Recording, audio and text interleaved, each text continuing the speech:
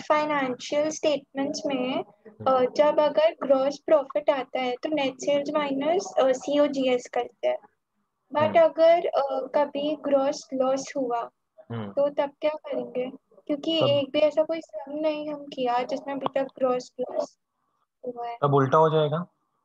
Gross loss means what इसका मतलब ये हो गया कि आपका जहां से पैसा आ रहा है और जहां पे हम्म, पैसा जा रहा है, उन हम्म, दोनों में एक चीज आपको देखने मिला होगा कि आपका जो सीओजीएस होगा, कॉस्ट ऑफ गुड सोल्ड होगा, वो ज्यादा हो जाएगा और जो हम्म, सेल्स होगा वो कम होगा। वो कम इन हो शॉर्ट जाएगा, भैया, करेक्ट। कि मेरा डेबिट साइड ज्यादा होगा, क्रेडिट साइड कम हो जाएगा। कम होगा, करेक्ट। तो इसका मतलब सिंपली यही हो जाएगा कि आपको सीओजीएस माइनस नेट सेल्स करना पड़ेगा। अच्छा, ठीक है। ठीक है ना? और भैया हम लोग की टीचर बोल रही थी कि अगर परचेजेस हम्म, ओवर स्टेटेड है हम्म, तो फिर डेबिट साइड ज्यादा है, बट ऐसे कैसे? हम्म। क्लोजिंग स्टॉक पे भी तो इफेक्ट होगा ना। देखो, ये तो मेरे को क्वेश्चन ही क्लियर नहीं लगा वो क्या बोली। मैम एक्चुअली में ये कोई सम्स में करवा रही थी कि कहीं से ऐसे कुछ समझा रही थी? नहीं, बस ऐसे ही बोली कि कोई एग्जाम में क्वेश्चन बोल देगा कि अगर परचेजेस ओवर स्टेटेड है तो तुम लोग को क्या लिखोगे। पर भैया, पर वो तो सिर्फ डेबिट साइड कैसे हुआ, क्योंकि क्लोजिंग स्टॉक पे भी तो इफेक्ट आएगा ना। दीदी, एक क्लोजिंग। चीज मेरा सिर्फ ध्यान में रखो, आपको हम कुछ डायग्राम वायग्राम लेके कुछ पढ़ाए थे, याद है? कि आपका क्लोजिंग स्टॉक का वेरिफिकेशन फिजिकली होता है। अब आप बोलोगे भैया तो उसमें भी तो ओवरस्टेटेड, अरे उसमें कैसे आ सकता है? You are physically going and checking each and every piece, you are lifting one piece and counting it as one. So there can be no chance of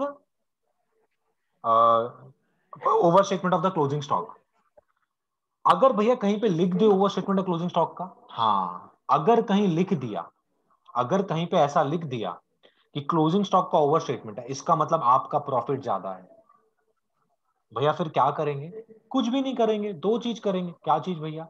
आप क्लोजिंग स्टॉक को लेस करिए, आपका ओवर स्टेटेड दिया हुआ है ना closing stock, तो closing stock को कम करिए ट्रेडिंग के क्रेडिट साइड में और एसेट्स के क्रेडिट साइड में, सॉरी एसेट्स के साइड में, जो बैलेंस शीट में एसेट है वहां पर आप क्लोजिंग स्टॉक लिखते हो, तो वहां पर भी कम करिए।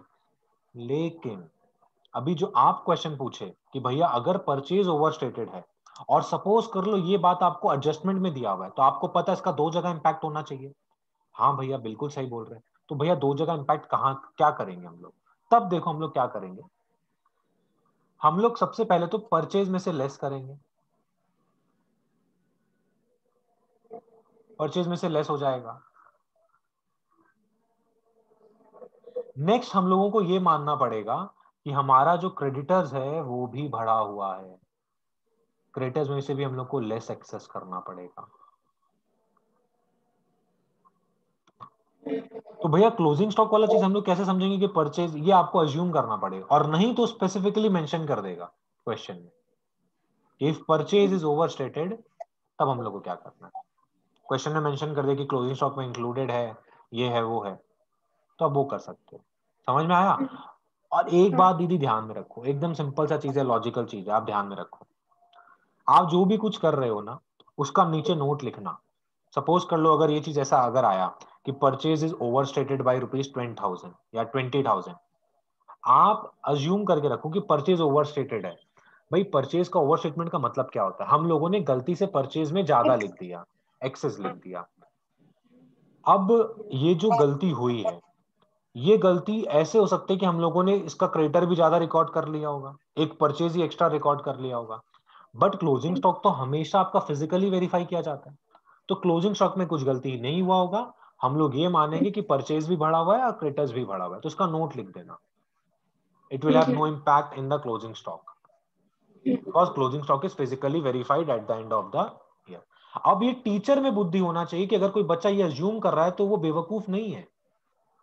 हम टू बी वेरी सच्ची बता रहे हैं, अगर मेरे पास दो पेपर आया, सपोज कर लो, एक पेपर में कोई बंदा ऐसा किया, परचेज में लेस किया और क्रेडिटर्स में लेस किया, और उसके लिए एक बहुत बढ़िया सा नोट लिखा, और एक बच्चा एक काम और किया, वो परचेज में लेस किया और क्लोजिंग स्टॉक में लेस कर दिया, ठीक है। लेकिन उसके लिए भी वो एक नोट लिखा बढ़िया सा कि भैया हम लोग ये मान रहे हैं कि हम लोग का क्लोजिंग स्टॉक में जा चुका था वो मतलब अमाउंट, और क्रेडिटर्स का हम लोग कम कर चुके थे पहले, क्रेडिटर्स में कोई दिक्कत नहीं है।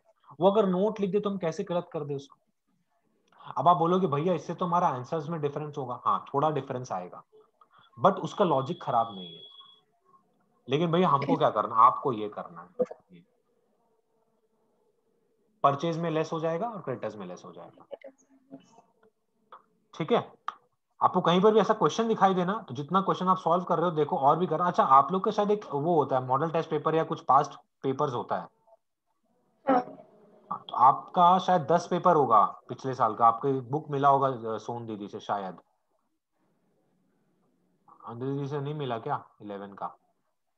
तो या तो आप ये अमेजन से परचेज कर लो अगर मिल रहा है ओके। 11 का अकाउंट्स का, नहीं तो आपको पीडीएफ मिलेगा ऑनलाइन।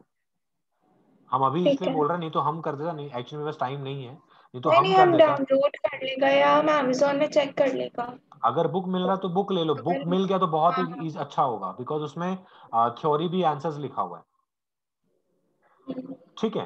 तो आपको ठीक है थ्योरी में फिर। उतना चाप नहीं लेना है, आपको करना क्या है, क्योंकि हम आपको जैसे बता दिया मेरा एग्जाम का भी क्या हालत चल रहा है, धोखा मिल गया मेरे को। तो अगर मेरा एग्जाम बाई चांस 10 से स्टार्ट हो रहा है तो हम आपका आज का class, next class would be on next Saturday, Saturday and उसके बाद एक नेक्स्ट क्लास होगा आपका ट्यूसडे को, ठीक है ना। ट्यूसडे को कराकर हम लोग खत्म करेंगे आपका, क्योंकि ये बिल्स ऑफ एक्सचेंज खत्म हो जाएगा।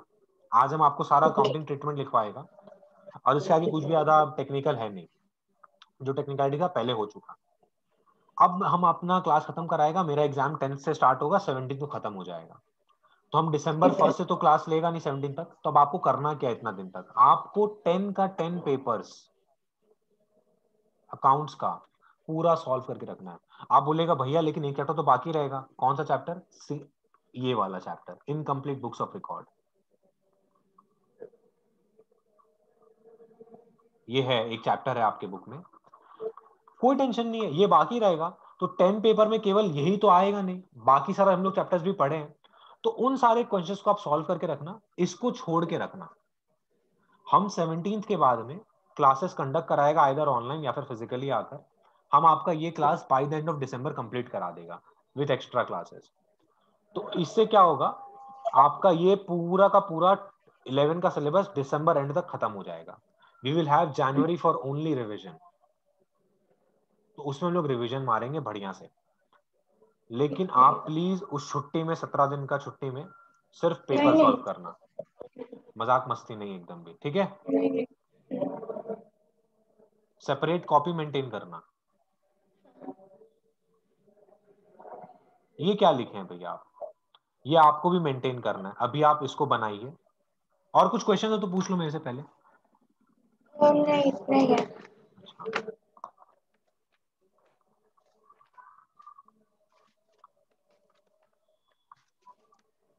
दीदी, बिल एट साइट का मतलब क्या होता है?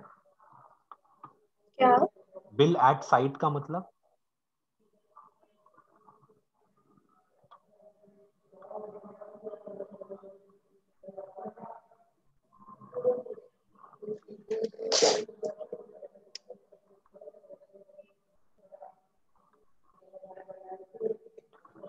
Bill at sight, bill after sight, bill after date. Bill at sight का मीनिंग क्या होता है?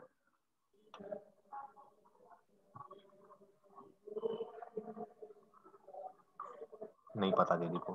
अच्छा, बिल आफ्टर साइट का मतलब क्या होता है?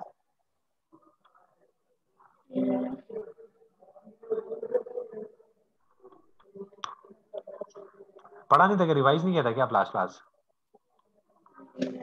कुछ दूसरा काम आ गया क्या, होमवर्क होमवर्क? और नहीं भैया, एक्चुअली मेरे एग्जाम्स चल रहे हैं। अच्छा एग्जाम स्टार्ट हो गया क्या? तो अकाउंट्स एग्जाम भी आने वाला होगा। हाँ भैया, ट्यूसडे को है। ओ एम जी, ट्यूजडे को आपका क्लास है क्या? तब फिर एक काम करेंगे हम, मंडे को क्लास रखवाते हैं ना, क्योंकि हम लोग का मंडे तक सिलेबस खत्म हो जाएगा बिल्स ऑफ एक्सचेंज का, तब आप एग्जाम अच्छे से दे पाओगे। अच्छा ठीक है ठीक है ठीक है ठीक है। ओके आपका एग्जाम चला तब तो कोई बात नहीं है, बट याद रखो बिल एट साइट हो गया, आप जब भी उसको प्रेजेंट कर दोगे उसको पेमेंट करना पड़ेगा। मतलब ये आपका ऑन डिमांड पेएबल होता है बिल एट साइट। मतलब ये कि उसमें कोई टाइमिंग कुछ डेट वेट मेंशन नहीं रहता कि तुमको हमको 2 महीना बाद पे करना है, 3 महीना बाद पे करना, नहीं। सीधा ले जाकर उसके सामने में रखो, बोलो भाई पेमेंट दे दे, तो वो पेमेंट दे देगा। इसको बोलते हैं bill on demand, payable on demand, sorry payable on demand. भैया bill after sight, after sight का मतलब ये होता है कि जिस दिन उस बंदे ने एक्सेप्ट किया उस दिन से हम लोगों को हमारा मेच्योरिटी डेट का कैलकुलेशन स्टार्ट करना है, जिस दिन उसने एक्सेप्ट किया। क्योंकि आपको पता होगा एक डेट होता है जिस दिन हम लोग ड्रॉ करते हैं, और एक दिन होता है जब जाकर वो एक्सेप्ट करता है। ये देखो यहाँ पर था ऐसा करके कुछ, ये रहा देखो, इस तारीख को हम ड्रॉ किया और इस तारीख को उसने एक्सेप्ट किया। तो जिस दिन उसने एक्सेप्ट। एक्सेप्ट किया उस दिन से हम लोग हमारा मैच्योरिटी डेट का कैलकुलेशन स्टार्ट करेंगे। और अगर बिल आफ्टर डेट है तो डेट मतलब यहां से हम लोग अपना मैच्योरिटी डेट का कैलकुलेशन स्टार्ट करेंगे। ठीक है। अब आज दीदी हम लोग स्टार्ट करने वाले हैं अकाउंटिंग ट्रीटमेंट। इसको थोड़ा सा ड्रॉ कर लीजिए। और खुशी दीदी हम रिकॉर्डिंग स्टार्ट कर दिया है ऑलरेडी, तो आप भी इसको रिकॉर्ड कर लीजिए। ये हमारा तीसरा क्लास होने वाला है रिकॉर्डेड लेक्चर का, and it is very simple, बहुत इजी है। पता चलेगा 60% आपको आता होगा, 40% मेरे को समझाना है।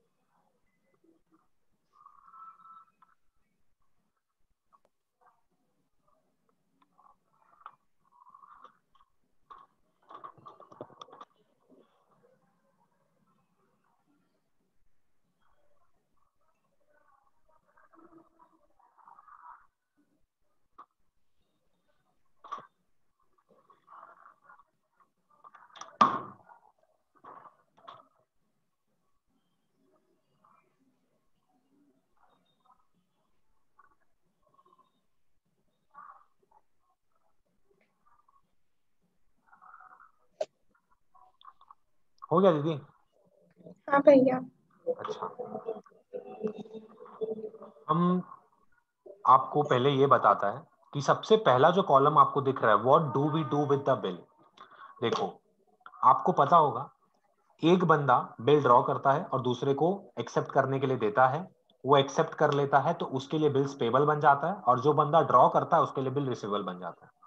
अब एक बात बताओ, बिल के साथ कुछ भी करने का हक किसके पास है? जिसने बिल ड्रॉ किया उसके पास ना, क्योंकि उसको पैसा मिलने वाला है। तो अब वो क्या कर सकता है? तो यहाँ पे जो what do we do with the bill है ना, इसका मतलब हम किसके पॉइंट से सोच रहे हैं? ड्रॉवर के पॉइंट से सोच रहे हैं कि वो क्या क्या कर सकता है। तो अगर टू बी वेरी ऑनेस्ट, सच्ची अच्छी बात बोले तो ड्रॉवर के पॉइंट ऑफ व्यू से हम सोच रहा है कि ड्रॉवर क्या क्या काम कर सकता है। तो पहला काम क्या किया drawer? Bill held till maturity. मतलब भैया आपको पता होगा बिल में एक टाइम लिखा हुआ रहता है मेच्योरिटी का, तब तक अगर वो ड्रॉवर अपने पास बिल रखता है तब फिर हम लोग को क्या एंट्री करना है, कैसे करना है, देखो।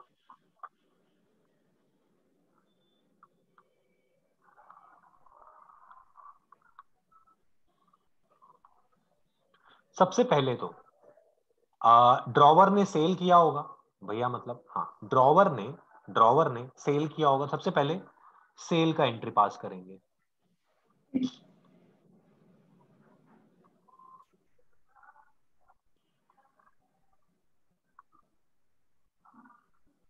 अरे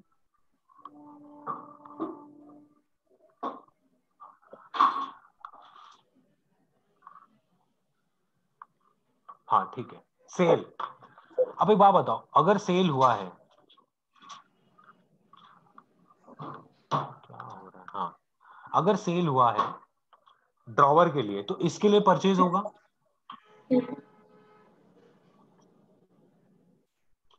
तो सबसे पहले मेरे को बताओ ड्रॉवर सेल के लिए क्या एंट्री पास करेगा? Debtor to sales, debtor to sales.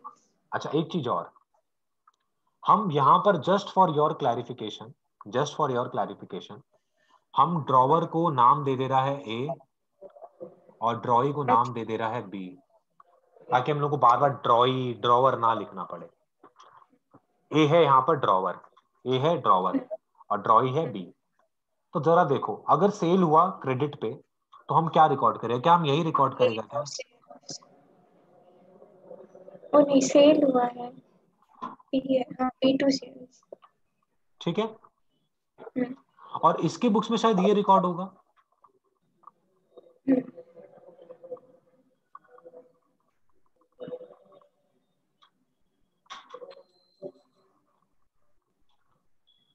है ना? अब बिल ड्रॉन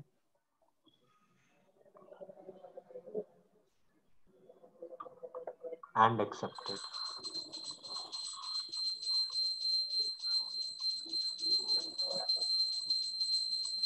अब ये चीज दोनों के लिए हो गया, बिल्स ड्रॉन एंड एक्सेप्टेड। तो देखो, अगर बिल ड्रॉ किया गया है, अगर बिल ड्रॉ किया गया है तो इसका मतलब ड्रॉवर ने बिल ड्रॉ किया और एक्सेप्ट हो गया, तो इसके पास में बिल्स रिसीवेबल आ जाएगा।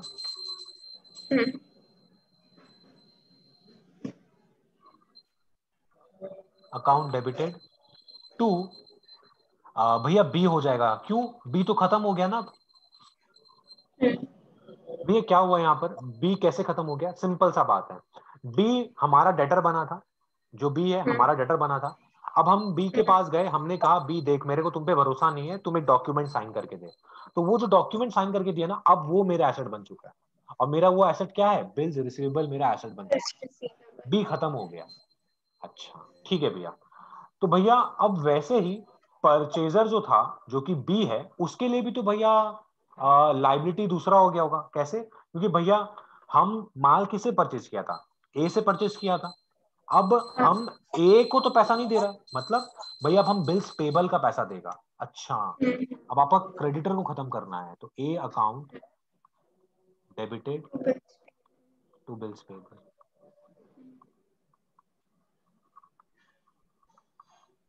इन शॉर्ट बोले, डेटर के लिए और क्रेडिटर के लिए, दोनों के लिए, दोनों आपस में खत्म हो चुके हैं। उसके बदले जगह ले लिया है बिल्स रिसीवेबल और bills payable. In short, debtor के लिए, सॉरी क्रेडिटर के लिए, मतलब जो कि ए है, ए के लिए एक नया डेटर आ गया है जिसका नाम है बिल्स रिसीवेबल, और बी के लिए एक नया क्रेडिटर आ गया है जिसका नाम है बिल्स पेएबल। ठीक है ना? ठीक है। नेक्स्ट, अब पेमेंट हो गया भैया। क्या हो गया? Payment of bill on maturity.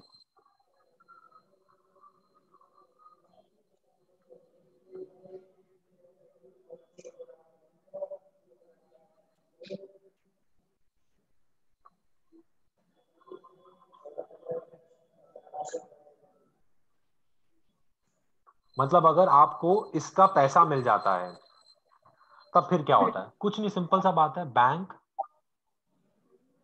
Account debit, bank मिल गया और आपका बिल रिसीवेबल खत्म हो जाएगा।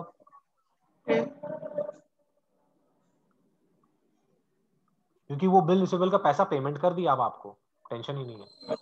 भैया उसके केस में क्या होगा? उसका बिल्स पेबल जो लाइबिलिटी था वो खत्म हो जाएगा और उसका बैंक क्रेडिट हो जाएगा। भैया हर बार बैंक ही होगा, कैश नहीं हो सकता? देखो ज्यादातर क्या होता है ना, बिल्स पेबल सब चीज का पेमेंट लोग कैश से नहीं करके बैंक से करना प्रेफर करते हैं, क्योंकि बैंक का रिकॉर्ड मेंटेन रहता है। लेकिन अगर क्वेश्चन में कहीं पे स्पेसिफिकली मेंशन कर दिया कैश, तो you can write cash also cash.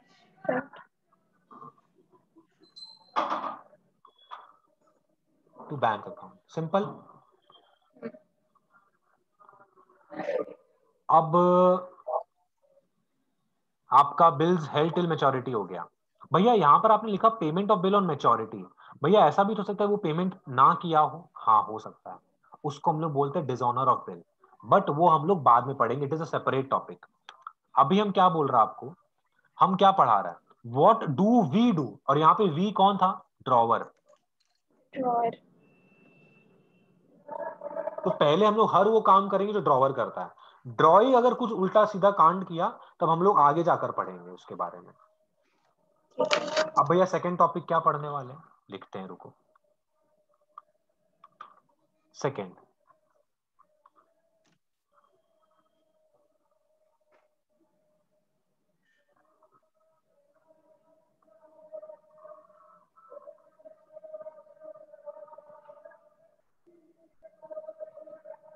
लिखे हैं bills sent for collection to bank. ये क्या होता है भैया, बताते हैं। कुछ भी नहीं है ये अलग, इसमें सिर्फ इतना सा ही बात है कि मेरे को ऐसा लगा कि मेरे पास इतना समय नहीं है कि हम उसके पास जाएं, उसे पैसा मांगे, तो क्यों ना हम ये बिल्स कलेक्ट करने का काम बैंक को दे देते हैं। क्यों ना हम बिल्स कलेक्ट करने का काम बैंक को दे देते हैं, वो अपने आप इसको कलेक्ट कर लेगा। भैया लेकिन क्यों, किस लिए, क्या रीजन, क्या कुछ काम होगा, मतलब क्या कारण है ऐसे दे दिया आप।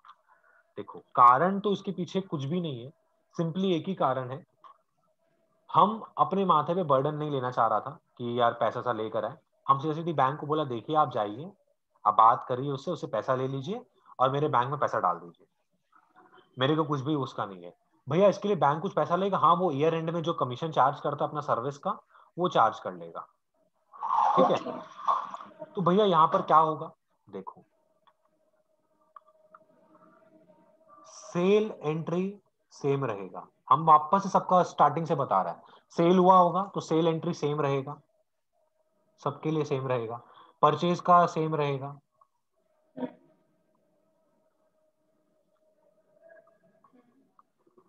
परचेज एंट्री सेम रहेगा, और आपका जो बिल ड्रॉन का एंट्री है वो भी सेम रहेगा, बिल ड्रॉन एंड एक्सेप्टेंस का सेम रहेगा।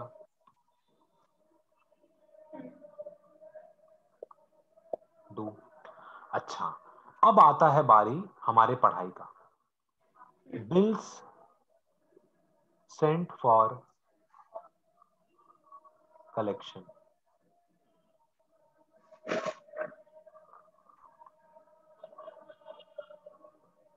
भैया इसका एंट्री कुछ ड्रॉई के अकाउंट में होगा क्या, ड्रॉई नहीं, क्यों भैया, एक बात बताओ मेरे को, मेरे पास बिल है, हम अपना बिल लेके जा रहा है बैंक के पास, हम अपना बिल लेके जा रहा है बैंक के पास, मेरे को एक बात बताओ, हम अगर अपना बिल बैंक के पास लेके जा रहा है उससे मेरे ड्रॉई को क्या मतलब, उसको तो 2 महीना बाद पेमेंट करना है, वो सिर्फ पेमेंट जानता है।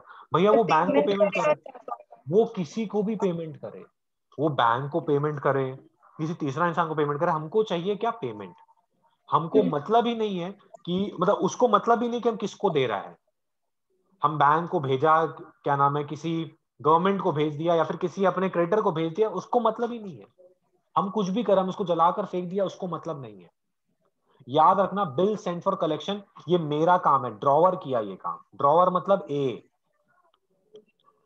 तो भैया क्या होगा यहाँ पर, देखो जब पे एकदम अच्छे से समझो, जरा एक बात बताओ मेरे को, क्या हम को जब बिल मिला तब हम ये एंट्री पास किया था, अब क्या हम ये बिल को ले जाकर बैंक को दे रहा है, हाँ। तो पता हम क्या लिखेगा, बैंक टू परचेज। नहीं नहीं, बैंक डेबिट नहीं होगा, टू बिल रिसीवेबल, हम पहले बिल रिसीवेबल लिखा, टू मतलब मेरा बिल रिसीवेबल चले गया। अब भैया डेबिट क्या चीज को करेंगे आप, देखो हम इसका एक तो डायग्रामेटिकल एक्सप्लेनेशन भी देगा ताकि समझ में आए कि क्या होता है बिल सेंटर कलेक्शन में। देखो हम क्या लिख रहे हैं, bills send for collection account debit, no entry in his book.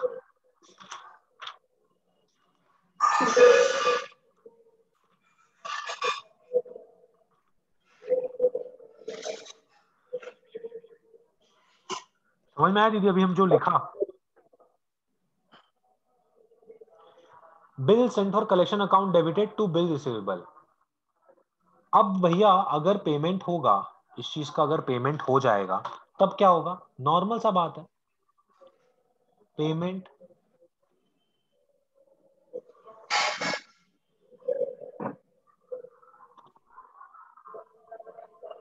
में रिसीव्ड बाय, कौन रिसीव करेगा? By bank. By bank. तो भैया यहां पर क्या होगा? बैंक बढ़ जाएगा। और बिल्स रिसीवेबल कम हो जाएगा। नहीं, बिल रिसीवेबल तो ऑलरेडी कम हुआ है, खत्म किए हुए हैं। बिल सेंड फॉर तो कलेक्शन अकाउंट मिस्टर, खत्म हो जाएगा। अच्छा।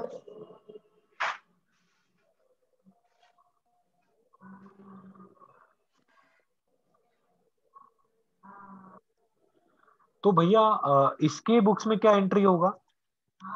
इसकी बुक में सिंपल एंट्री होगा, क्या भैया? Same as one. क्या भैया? Bills payable to bank. उसको मतलब ही नहीं है वो बिल सेंड फॉर कलेक्शन, क्या मतलब है? उसको तो पेमेंट करना था, बिल्स पेबल का पेमेंट कर दिया। जो भी लोचा हुआ वो मेरे यहाँ पर हुआ, ठीक है, डन। ये दो टॉपिक हुआ ना। अब नीचे में थोड़ा सा आपको समझाना चाहता है कि क्या हुआ एक्चुअली में। देखो, ए है, ये है बी।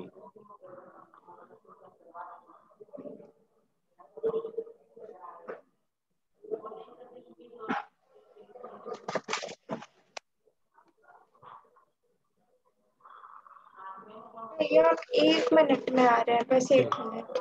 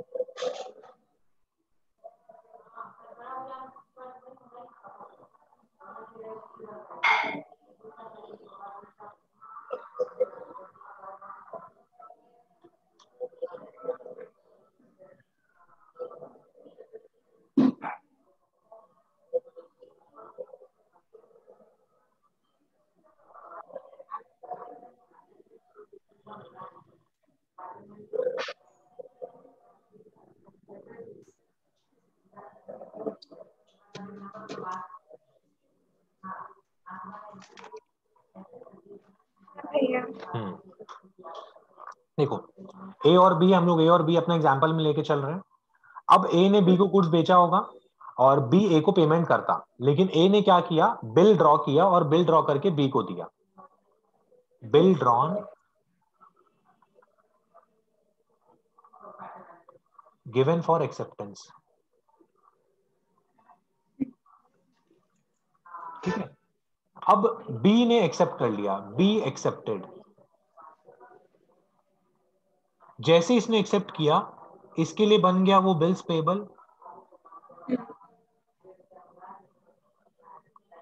और इसके लिए वो चीज बन गया बिल्स रिसीवेबल। हम थोड़ा सा नंबर का नोटिंग कर दे रहे ताकि पता चले कि पहले क्या क्या हुआ। सबसे पहले ये हुआ वन, सेकेंड हुआ एक्सेप्टेड, और ये तीसरा हुआ दोनों साथ साथ में। देखो, सबसे पहले क्या हुआ? Bill drawn given for acceptance to B. B ने एक्सेप्ट किया सेकंड स्टेप में। तीसरे स्टेप में बी के लिए बन गया बिल्स पेबल और ए के लिए बन गया बिल्स रिसीवेबल। अब देखो क्या होता है, ये बिल रिसीवेबल ले जाकर हम दे देता है बैंक को। तो पता है बैंक को हम क्या बोलता है? हम बोलता है, ए बैंक, जिस दिन मेच्योरिटी डेट आएगा उस दिन आप बी के पास चले जाना और बी से पैसा ले लेना। तो बैंक बोला ठीक है, हमको कोई मतलब नहीं है। अब एक बात बताओ, क्या इस बी को मेरे को देने से मतलब है कि बैंक को देने से मतलब है, कि सिर्फ देने से मतलब है? पैसा सिर्फ देने से देने से। मतलब है पैसा। वो पैसा दे देगा, वो अपना दे देगा, अपने बुक्स में जो एंट्री करना है वो कर दिया। बात आता है ए के बुक्स में। देखो, ए ने बिल रिसीवेबल बना और वो बैंक को भी दे दिया। जब ए ने बैंक को दिया बिल, तो पता बैंक ने ए को क्या दिया? भैया ए को भी कुछ मिलता है बैंक से, हाँ, एक रिसीट मिलता है। जब कहीं पे लिखा हुआ नहीं है हमदार, एक रिसीट मिलता है। भैया कैसे? अरे भाई कुछ तो देगा। आप बिल रिसीवेबल ले जाकर बैंक को दोगे तो बैंक कुछ तो लिख कर देगा आपको। वो बैंक को एक मतलब ए को एक रिसीट मिलता है। तो अब दीदी एक सिंपल सा मेरे को बात बताओ, सिंपल। एक सेकंड।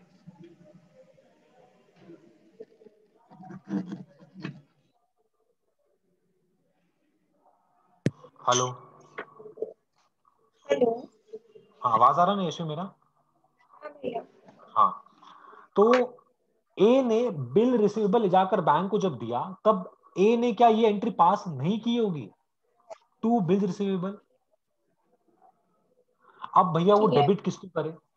डेबिट उसने क्या किया, उसने सोचा देखो मेरे को बैंक से क्या मिला है, मेरे को बैंक से एक रिसीट मिला है। और बैंक ने वो रिसीट क्यों दिया? क्योंकि मैंने बैंक को जो बिल दिया वो इसलिए दिया कि वो मेरे को बिल सेंट, मतलब मैंने बैंक को इसलिए वो बिल दिया कि वो कलेक्ट करके मेरे को पैसा दे दे। इसीलिए उसका नाम पड़ गया बिल सेंट फॉर कलेक्शन। मैं एक बार फिर से बोलता हूं, ठीक। ए ने बिल रिसीवेबल बैंक को दिया ताकि बैंक उस बिल से पैसा कलेक्ट करके मेरे बैंक अकाउंट में डाल दे। तो जब मैंने वो बिल रिसीवेबल बैंक को दिया तो मैं अपने बिल रिसीवेबल को क्रेडिट कर दूंगा, और मैंने वैसा ही किया, टू बी आर मैंने कर दिया। अब मैं डेबिट किस चीज को करूं कि मेरे पास ऐसा क्या आया? तो मैंने इस रिसीट के डॉक्यूमेंट को एज अ बेस बनाया और यहां पर bills sent for collection account को डेबिट कर दिया। Bill sent for collection account को डेबिट कर दिया। अब देखो, मेरा बीआर तो ऑलरेडी खत्म हो चुका। भैया कैसे? बैंक के पास जा चुका है और बिल सेंट फॉर कलेक्शन का मेरे पास रिसीट है। अब होगा ये अब होगा ये जिस दिन बैंक ये पैसा लेकर आ जाएगी, ये जो पैसा है बी से पैसा लेकर आएगी और मेरे बैंक अकाउंट में डालेगी, उस दिन बैंक मेरे को इंटीमेट कर देगी।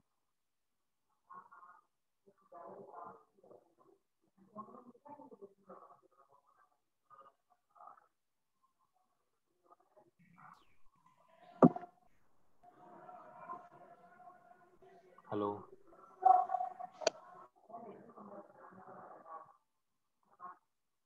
हेलो।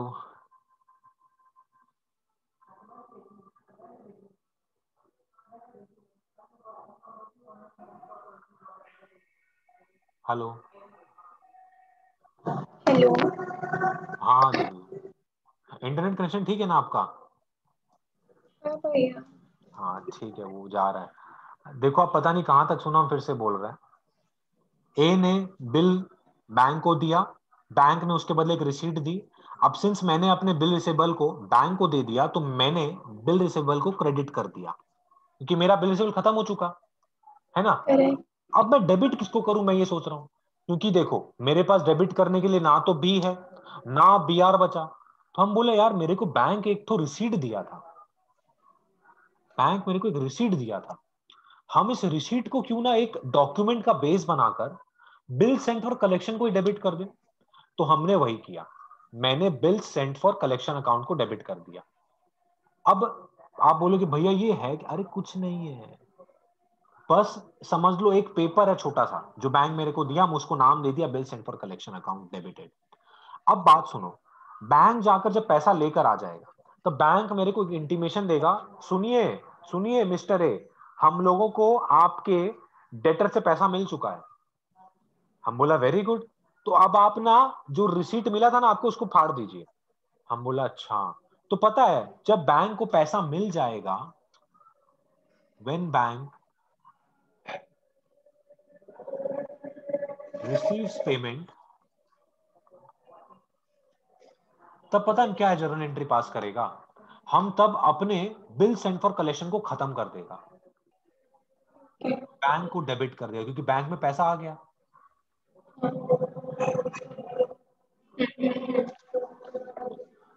क्या ये समझ में? हाँ भैया। मुझे आई होप आपको भी समझ में आया होगा। बाई चांस नहीं आया किसी को भी तो एक बार पीछे जाकर वापस से देखना। इसको आप ड्रॉ कर लो, ये थोड़ा सा लॉजिकल एक्सप्लेनेशन है। कर लिया भैया। कर लिए ना? अच्छा 1 2 3 हम किया, यहाँ पर आप 4 लिख लो कि हम लोगों ने बिल्स भेजा था बैंक को। पांचवा हम लोगों को बैंक रिसीट दिया, और छठा बैंक को पैसा मिला तो हम लोगों ने सातवां वाला एंट्री पास किया। इससे इजी हो जाएगा कोरिलेट करने में। This is just for understanding. तो देखो हम लोगों ने दो चीजें सीख ली हैं। एक बिल अगर हेल्ड फॉर टिल मैच्योरिटी है, और बिल सेंट फॉर कलेक्शन है।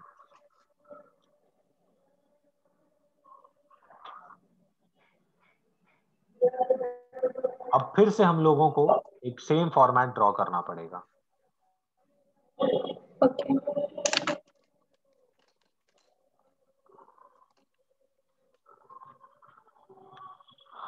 क्योंकि दो और टॉपिक है ऐसा। भैया विद सेम हेडिंग। हाँ सेम हेडिंग। हेडिंग आप लिख लो, हमको जरूरत नहीं है।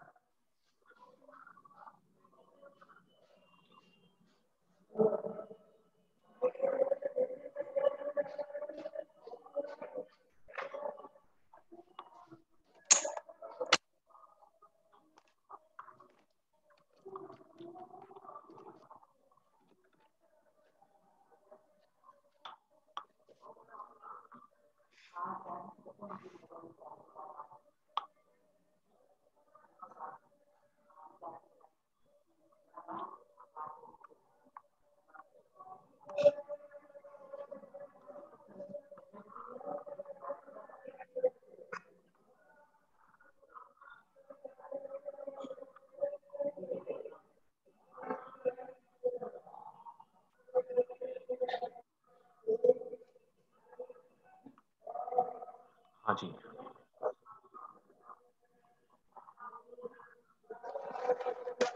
डन। अब भैया तीसरा क्या चीज है, हम लोग तीसरा क्या करेंगे बिल के साथ में? लिखो थर्ड, बिल्स डिस्काउंटेड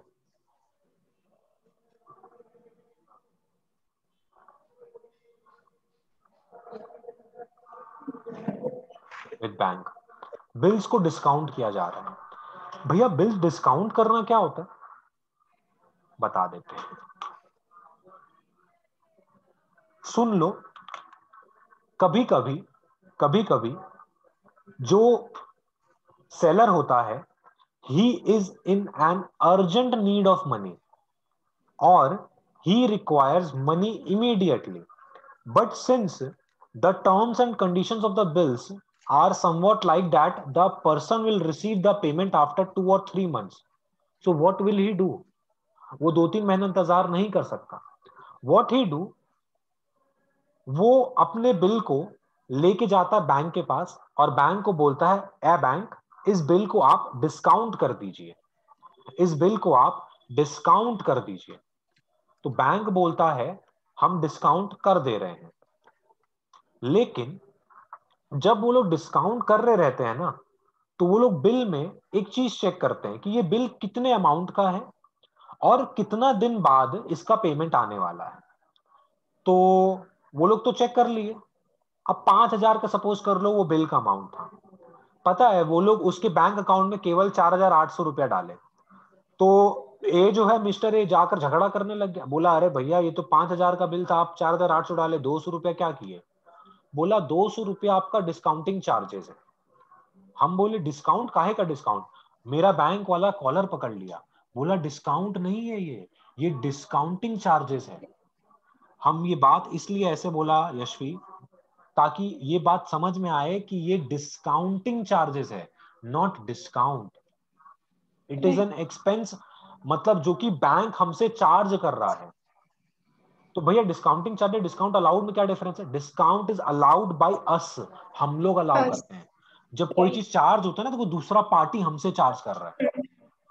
तो हम पूछे भैया काहे का डिस्काउंटिंग चार्जेस, वो सीधा सीधी हमको एकदम बिहारी लैंग्वेज में बोला, बोला देखिए बबुआ, आपको पैसा कब मिलने वाला था?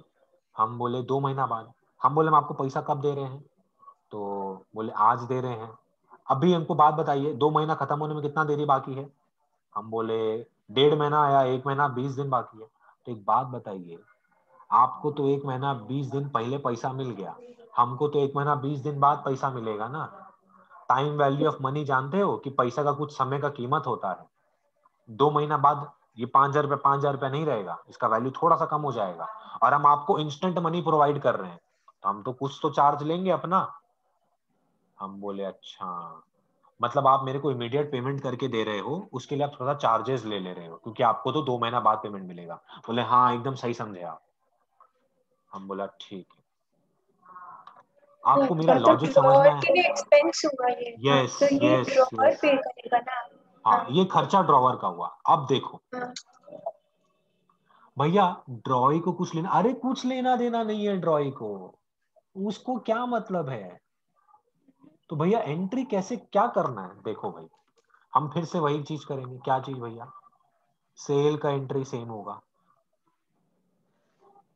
परचेज का एंट्री इसके बुक में भी सेम होगा, बिल ड्रॉन का भी एंट्री सेम होगा, और एक्सेप्टेंस का भी।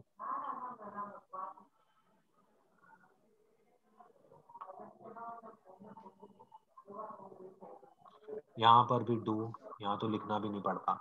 अब आता है मस्त चीज, बिल डिस्काउंटेड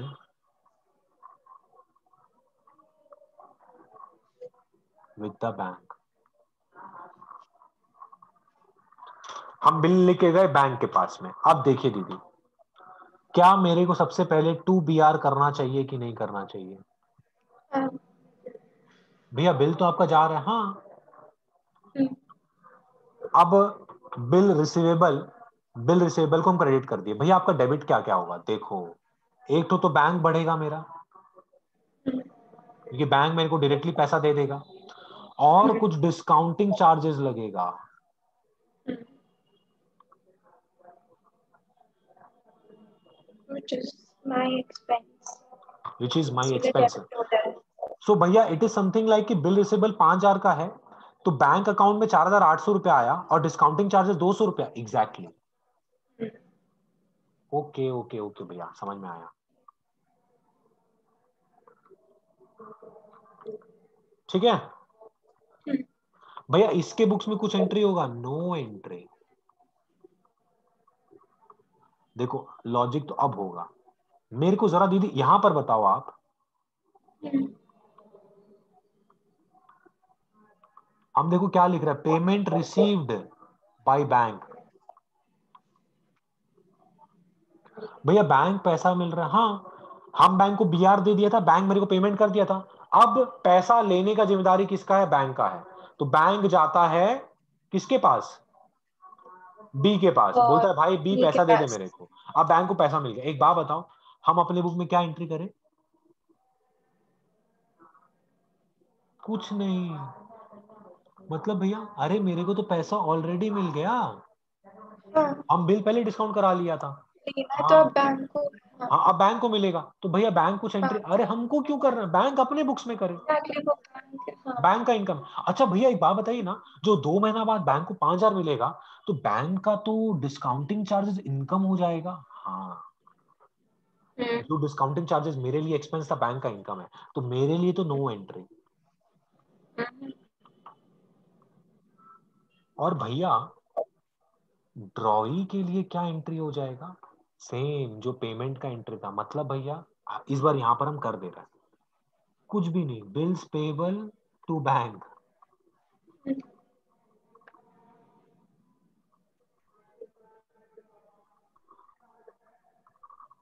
अच्छा, आई होप समझ में आया। हाँ भैया।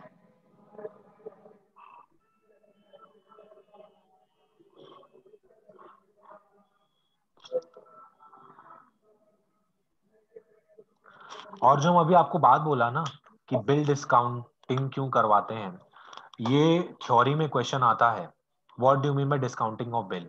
तो भैया क्या लिखेंगे, हम बता रहे हैं, जो जो एक एक वर्ड हम बोला ना वो आप लिख सकते हैं।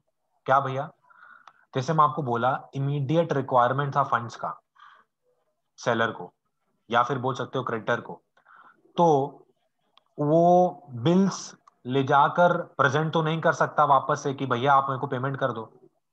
वो तो बोल देगा यार आपका तो 2 महीना लिखा, हम 2 महीना बाद पेमेंट करेंगे। तो वो क्या करता है, बैंक के पास जाता है, बैंक के पास जाता है, बैंक को बोलता है कि बैंक मेरा इस बिल को आप डिस्काउंट कर दो और मेरे को इसका पैसा आज का आज दे दो। तो बैंक क्या करता है, अपना कुछ चार्जेस काटा है जिसको हम लोग डिस्काउंटिंग चार्जेस बोलते हैं, और बाकी पैसा बैंक मेरे बैंक अकाउंट में डाल देता है, बैलेंस अमाउंट।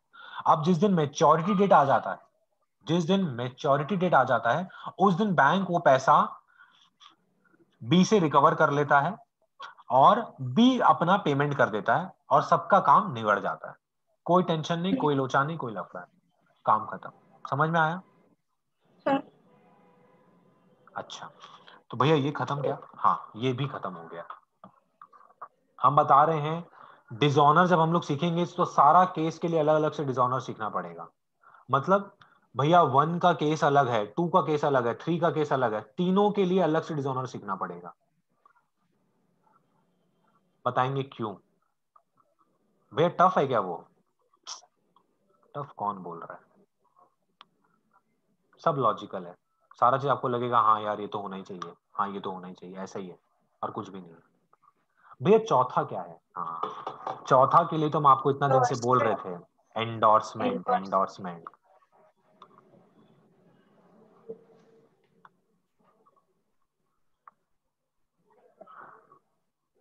देखो यहाँ पे थोड़ा सा हल्का सा थ्योरी लिख लेंगे हम लोग।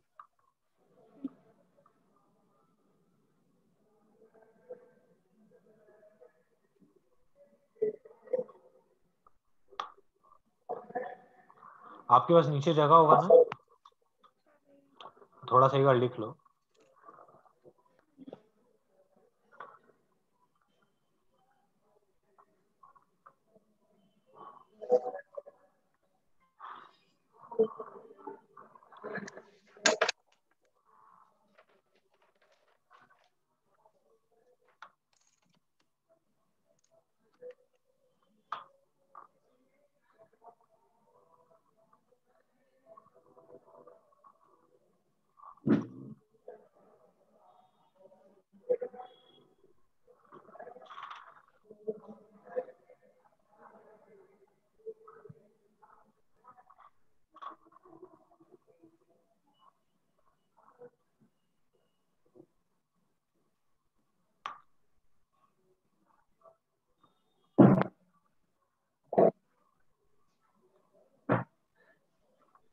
ये क्या लिखे भैया आप, negotiation of bill, negotiation by delivery, negotiation by endorsement, क्या समझ में आएगा इससे? हमको पता है कुछ समझ में नहीं आया। देखो, हम आपको जो एंडोर्समेंट एंडोर्समेंट समझा रहा था ना, वो एंडोर्समेंट समझने से पहले आपको ये समझना पड़ेगा कि नेगोशिएशन ऑफ बिल क्या होता है। इस चीज का सिंपली मतलब होता है ट्रांसफर ऑफ बिल।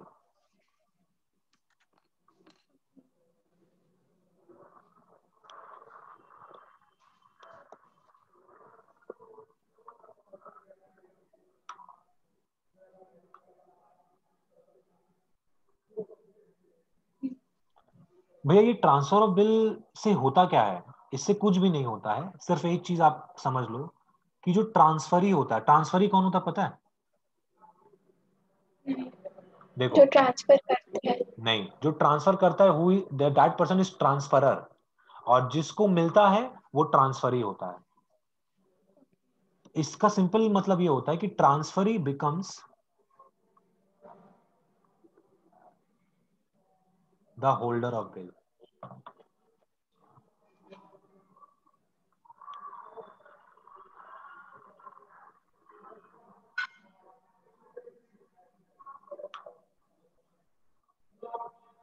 भैया होल्डर बनने से क्या होता है, उसके पास राइट आ जाता है, राइट कि वो पैसा रिसीव करेगा। He gets the right to receive the money. I hope आप इसको अच्छे से मेंटेन कर रहा है। क्या लिखा हम, नेगोशिएशन ऑफ बिल का मतलब क्या है, ट्रांसफर ऑफ बिल, और ऐसा ट्रांसफर जिससे कि ट्रांसफरी के पास राइट आ जाए। यहाँ पर अगर हम ट्रांसफरी के बारे में कुछ बोलना चाहे, नहीं यहाँ पर तो नहीं लिख सकता हम, ऐसे समझ लो, देखो ए अगर बी को कुछ भी ट्रांसफर कर रहा है, ट्रांसफर, तो A becomes the transferer and B becomes the transferee. जिसको मिल रहा है वो ट्रांसफरी हो जाएगा. सिंपल.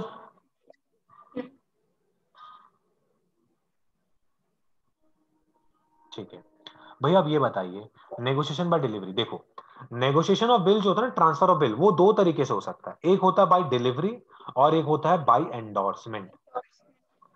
भैया डिलीवरी वाला चीज में क्या होता है? इसका मतलब ये हो गया,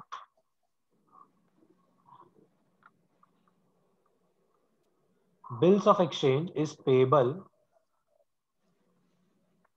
to bearer of bill. Bills of exchange is payable to bearer of bill. इसका मतलब क्या हो गया? इसका मतलब सिंपली ये हो गया कि जो बिल है वो जिस भी इंसान के हाथ में जाएगा उसको पैसा मिलेगा. जिस भी इंसान के पास जाएगा उसको पैसा मिलेगा. अच्छा, तो भैया इसमें क्या होता है?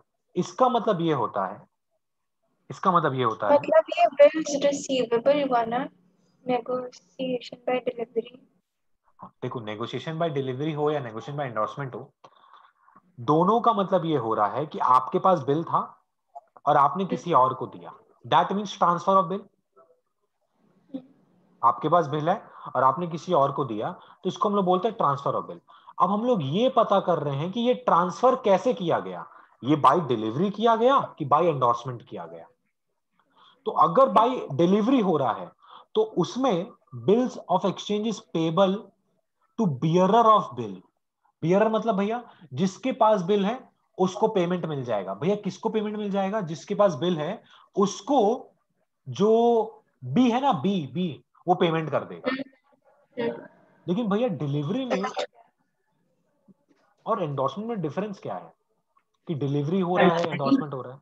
देखते हैं. पहले अगर एंडोर्समेंट के लिए लिखते हैं कुछ.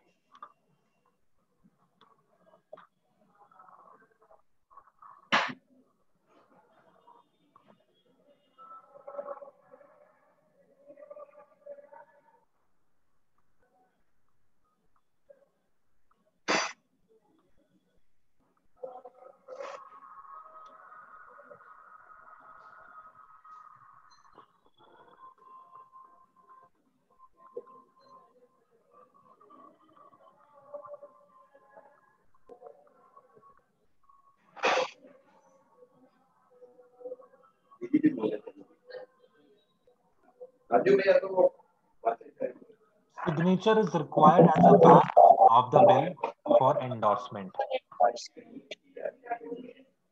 मतलब ये कि जो बिल रिसीवेबल को एंडोर्स कर रहा है उसको पीछे अपना सिग्नेचर लिखना पड़ेगा और बोलना पड़ेगा किसको दिया जा रहा है. अच्छा, the one who's transferring.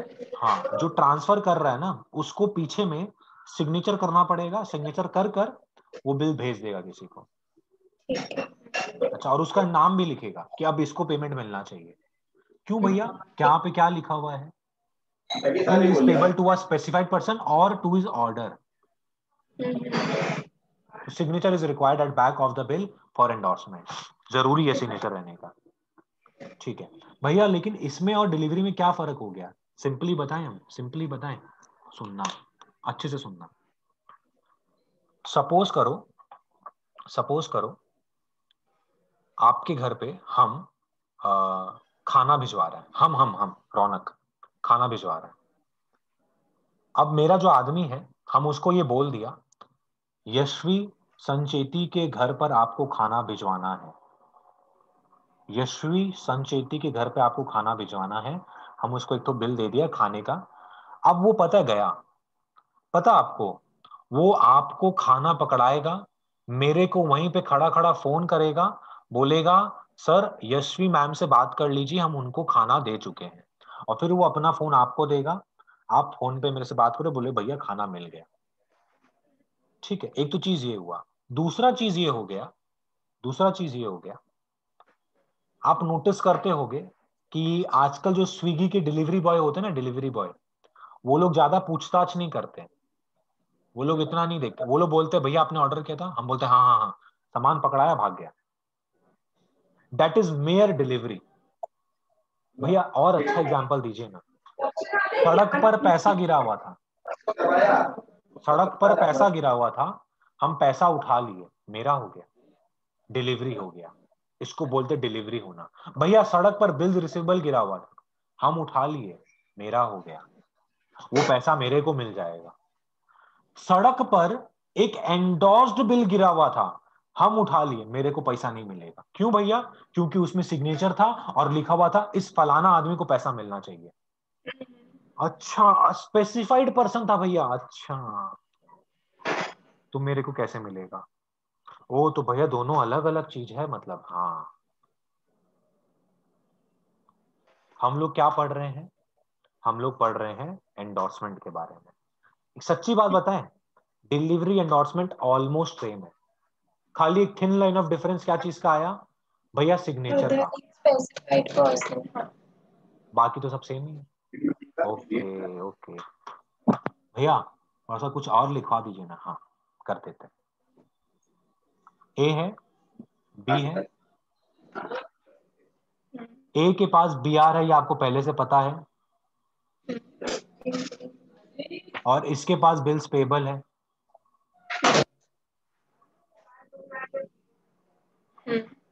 अब देखो, ए ने क्या किया, ए ने ये बिल सी को दे दिया। भैया क्यों ऐसा? क्योंकि ए जो है उसने सी से कुछ सामान खरीदा था और उसका पेमेंट नहीं किया था, तो ए ने ये सी को दे दिया। अब जरा देखो, ए ने जब ट्रांसफर किया, ए ने जब ट्रांसफर किया सी को, ए क्या बन गया? एंडोर्सर। एंडोर्सर। और ये बन गया भाई साहब एंडोर्सी।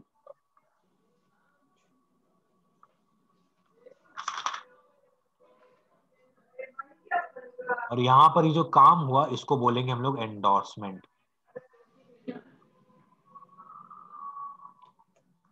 समझ में आया क्या बोल रहे हैं हम? हाँ भैया। अब ये पैसा जो है सी रिसीव करेगा किससे? बी से।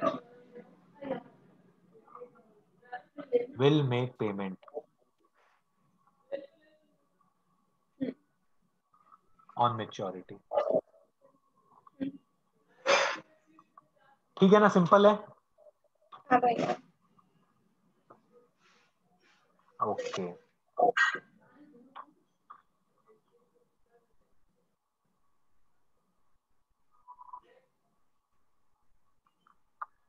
ये पहले होल्डर था और अब एंडोर्सर बन गया, इसने एंडोर्स कर दिया।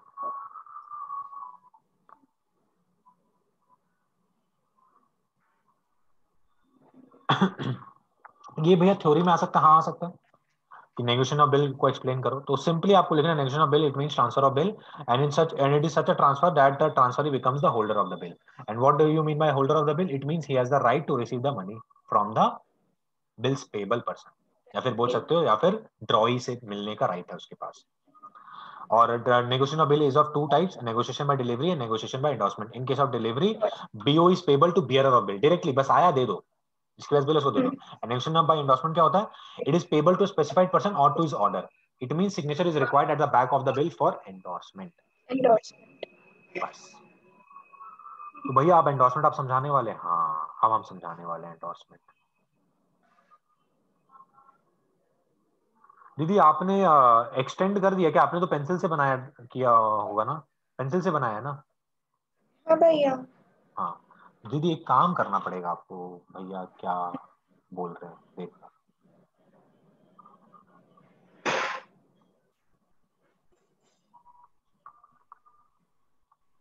इस लाइन को इरेज करना पड़ेगा।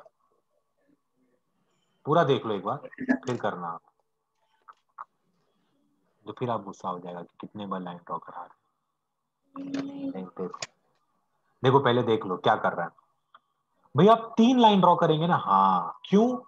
एक होगा ड्रॉवर के लिए जो कि एंडोर्सर बन चुका है, एक होगा ड्रॉई के लिए और एक होगा एंडोर्सी के लिए। ठीक है।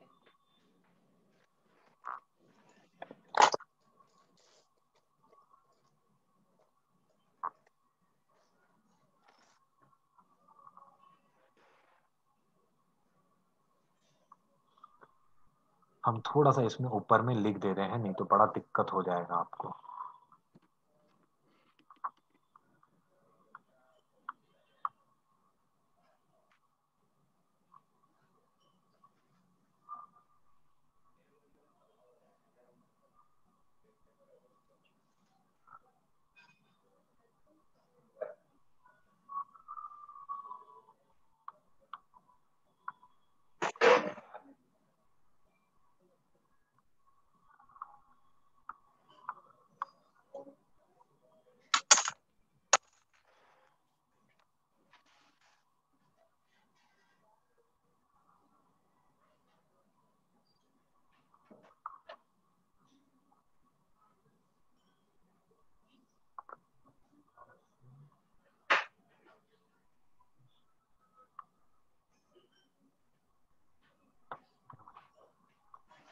ड्रॉई तो सबको पता है बी है, और ड्रॉवर जो है वो ए है। ठीक है, अब देखिए, देखिए सेल का मेरे को कोई फर्क नहीं, मतलब एंडोर्सी को कोई मतलब नहीं है। परचेज का सेम एंट्री होगा इन दोनों के बुक में जैसे पहले होते आ रहा था। B R drawn and accepted. क्या मतलब है? एंडोर्सी को कोई मतलब नहीं है, और ये भी सेम करेगा, मतलब जैसे पहले कर रहा था डू। अच्छा, अब आता है बात एंडोर्समेंट का।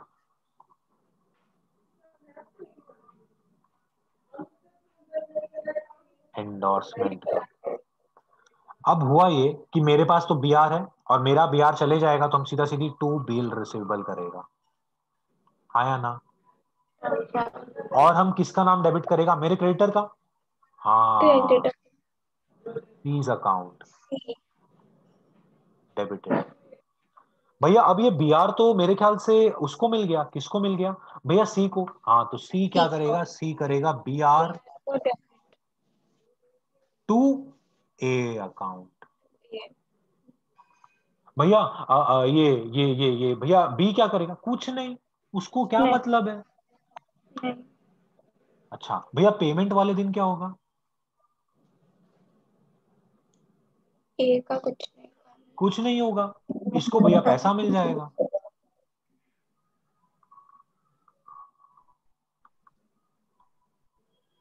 भैया तो लूप जैसा पढ़ाई लग रहा है, मतलब अगर हम लोग लूप में पढ़े, सीक्वेंस वाइज पढ़े तो एकदम सिंपल सा लग रहा है। हाँ ये ऐसे से हो रहा है, ऐसे से हो रहा है। हाँ थोड़ा सा कॉम्प्लिकेशन आएगा आगे। Bank account to B R. अच्छा, फिर भैया ये भाई साहब, अरे इनका तो सेम ही है, ये तो बड़ा इजी है। BP payable account to bank.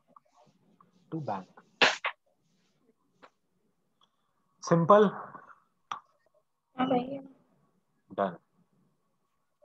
हम थोड़ा सा इसको अब अपने हिसाब से थोड़ा सा रंगारंग कार्यक्रम कर देते हैं इसका। अरे यार ये कलर क्यों चेंज नहीं हो रहा आज?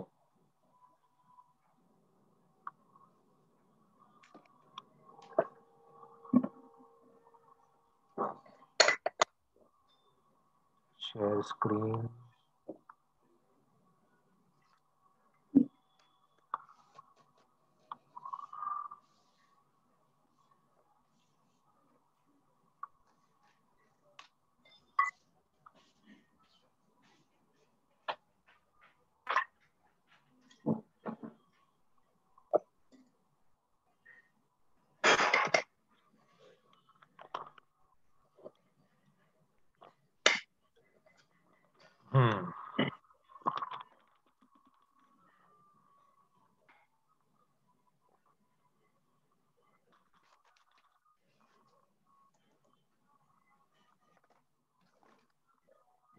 अब होगा सेल, परचेज, बिल्स ड्रॉन,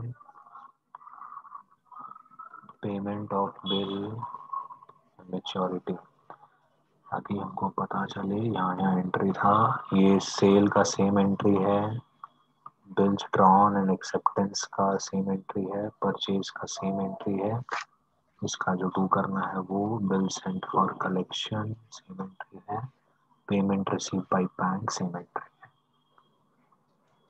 अच्छा जी, फिर ये सब तो हो गया था। हाँ, ये सेल यहाँ पर भी सेम है, परचेज, डू, बिल ड्रॉन, ठीक है, बिल डिस्काउंटेड विद बैंक या पेमेंट रिसीव बाय बैंक, ठीक है। अच्छा, इसमें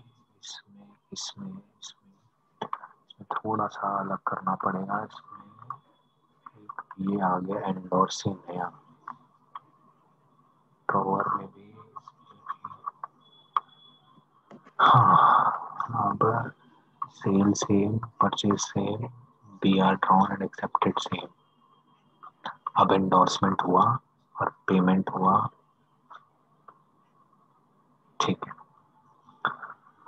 जी। हाँ, तो ये सारे टॉपिक्स हमारे हो गए। इसमें हम लोगों को ये सीखने को मिला था।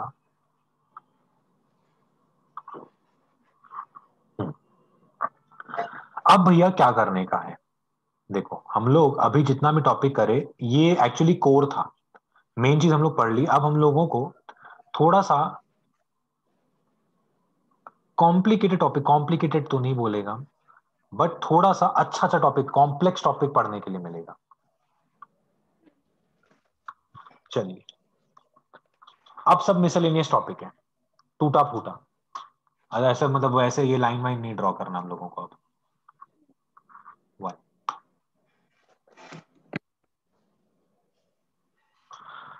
जी हाँ, हम लोग ये कर लिए accounting treatment, bills receivable, bills payable, negotiation कर लिए, बिल ये हो गया। हाँ, हम लोग सीखने वाले हैं रिबेट ऑफ बिल। रिबेट। हाँ, rebate of bill.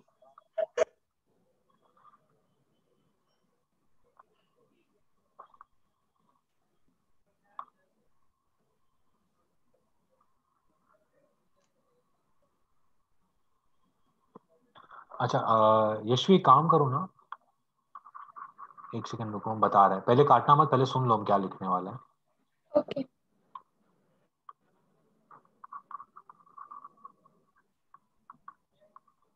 Retiring of bill under rebate.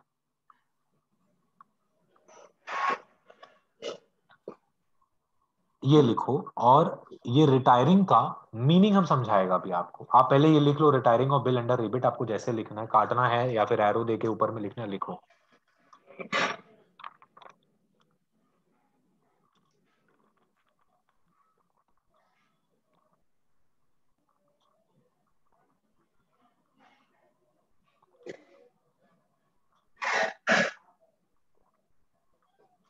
हाँ भाई। हाँ भैया, रिटायरिंग वर्ड का मीनिंग क्या होता है? रिटायरिंग वर्ड का सिंपल मीनिंग होता है पेमेंट करना। रिटायरिंग वर्ड का मीनिंग होता है पेमेंट करना। तो भैया उसने पेमेंट किया, हाँ। बट भैया बिल अंडर रिबेट का मतलब क्या हो गया? देखो, कुछ लिख रहे हैं, देखना, रिफंड। समझो। अगर दीदी एक बात बताओ, हम अर्ली पेमेंट कर दे बिल का, मतलब भैया 2 महीना का टाइम पीरियड था, हम आकर पेमेंट कर दिए 1 महीना में। अच्छा अच्छा अच्छा अच्छा अच्छा। रिफंड कर देता है उसके लिए एक्स्ट्रा। हम उसको थोड़ा सा पैसा कम ले लेते हैं। हम बोलते हैं भाई देख, तेरे को 5,000 रुपया देना था ना, तुम मेरे को 4,800 दे दे। हम पूछा, वो पूछा क्यों? मैं, तुम जल्दी दे रहे ना, इसीलिए। तुम क्या लिखवा रहे हैं यहाँ पे? छोटा सा नोट लिख लो। When the drawee of the bill makes early payment, then the drawer allows him a rebate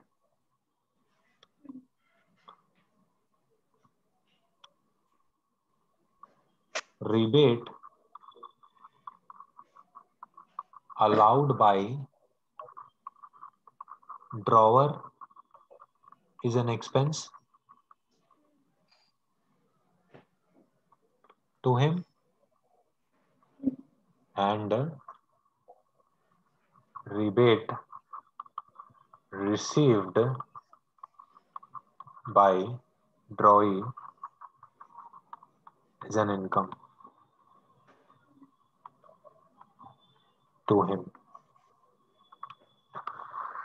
Simple.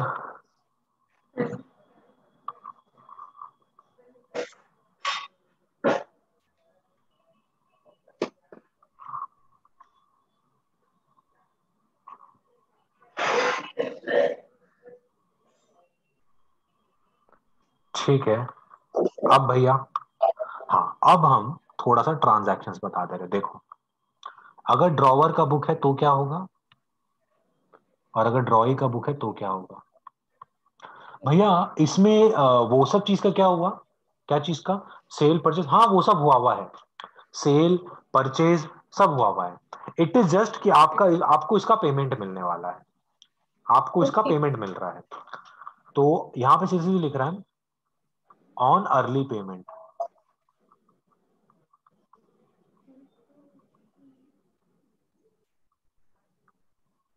इसको बॉक्सिंग कर देते हैं। ऑन अर्ली पेमेंट क्या होगा, ड्रॉवर का बुक है और ड्रॉई का बुक है।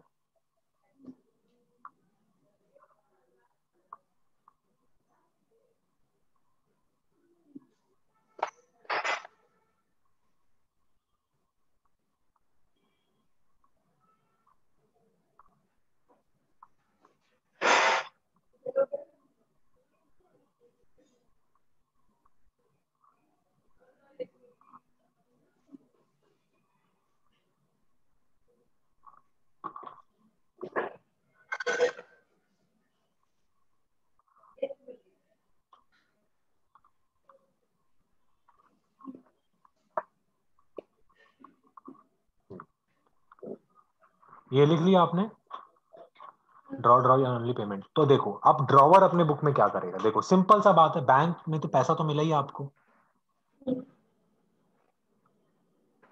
और आपने रिबेट अलाउ किया है, तो रिबेट ऑन बिल, आप रिबेट अलाउ भी लिख सकते हो, लेकिन आपके बुक में रिबेट ऑन बिल लिखा हुआ तो हम वही लिख रहे हैं, क्योंकि हमको पंगा नहीं लेना सीबीएसई से। टू बीआर, और यहां पर इसके लिए क्या है, इसका बीपी आ जाएगा डेबिट में, टू हो जाएगा इसके लिए बैंक, और टू रिबेट रिसीव्ड या फिर to rebate on bill, rebate on bill ही लिख रहे हैं हम। अच्छा,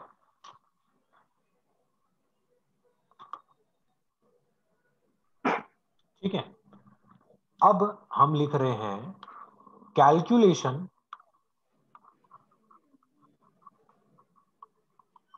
ऑफ रिबेट ऑन बिल है। हाँ, इसका कैलकुलेशन भी सीखना पड़ता है, hashtag calculation on rebate of bill. भैया ये बहुत टफ होगा क्या कैलकुलेशन, बच्चा वाला, एकदम एकदम बाबू सा, देखते हैं। मेरे को एक बात बताइए ना यशवी, आपको ये रिबेट मिल क्यों रहा है, भैया हम अर्ली पेमेंट कर रहा है, हम अगर अर्ली पेमेंट पेमेंट। करेगा तो इसलिए, तो पता है आपको रिबेट केवल आपके अर्ली पेमेंट के पीरियड के लिए ही मिलेगा।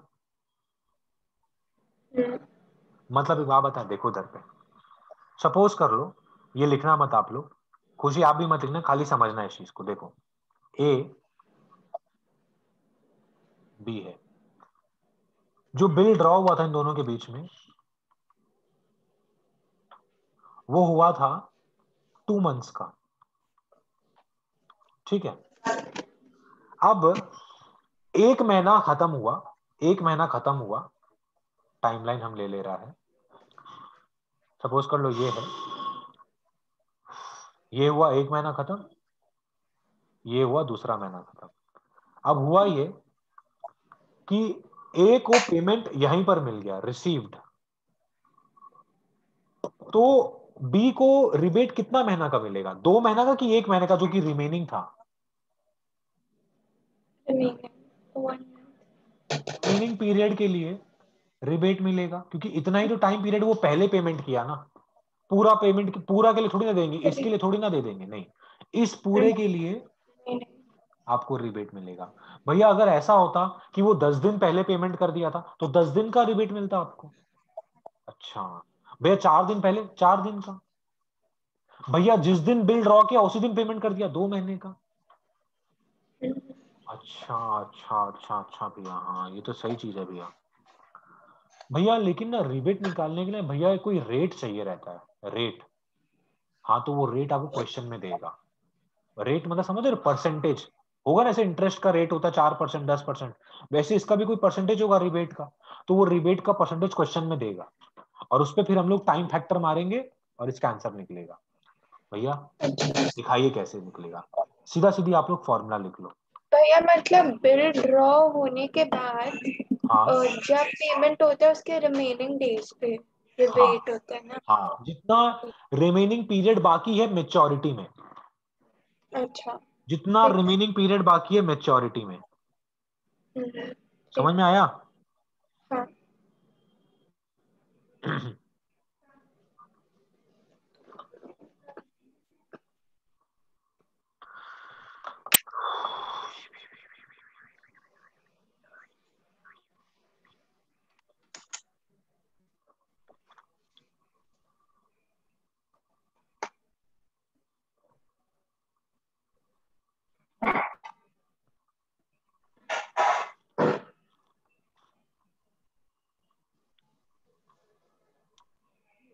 एक second.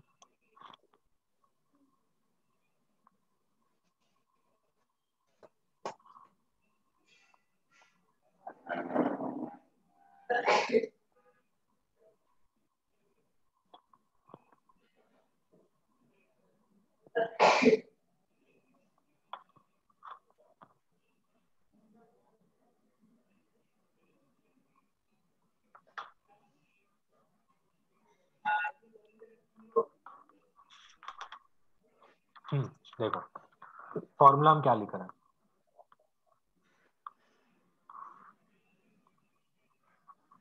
Bill amount into rate given in question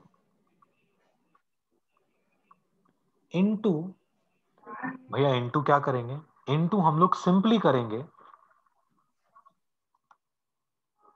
period left या remaining for maturity.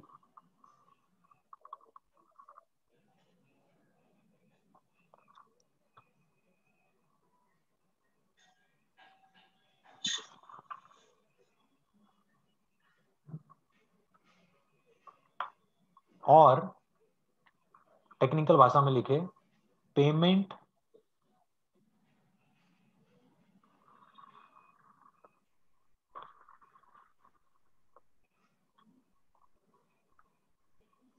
Made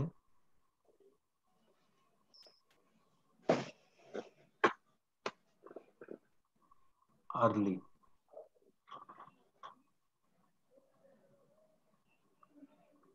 period कितना दिन पहले आपने पेमेंट किया वो, ठीक है। इसके लिए सिर्फ हम एक एग्जांपल ले रहा है, इलस्ट्रेशन, आप एग्जांपल लिख लो to understand this.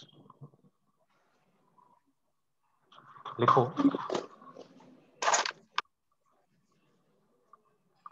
Bill amount ₹2,00,000,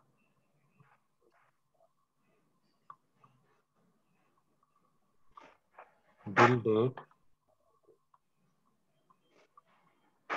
drawing का डेट मतलब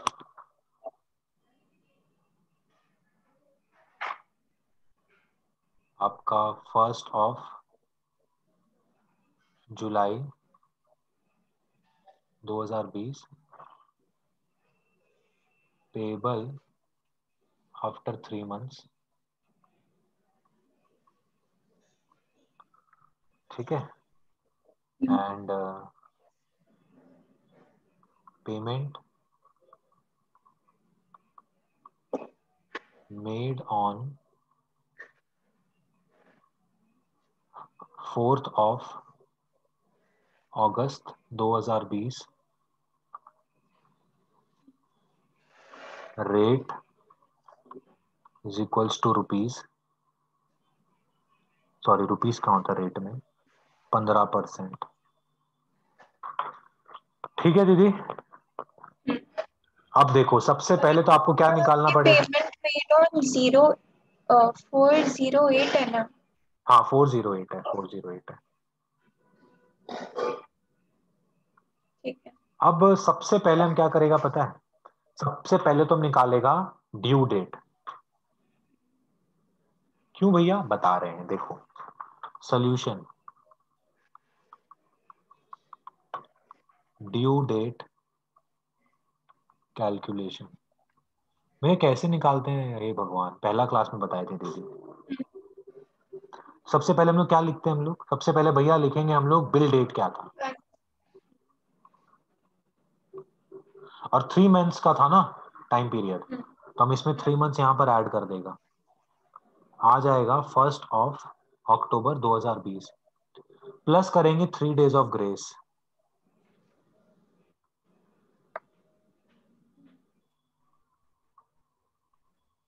बिल पीरियड, ये है ग्रेस डेज, ऐड कर रहे हैं, ऐड कर 4 रहे हैं, अक्टूबर। It would come 4 October 2020। ठीक है। अब भैया आप कंपेयर किससे करेंगे, पेमेंट किस दिन मेड किया गया। अच्छा हाँ भैया, पेमेंट तो दिखा हुआ है भैया, लिखा हुआ है, हाँ payment made on 4th of August। अब हम लिखेंगे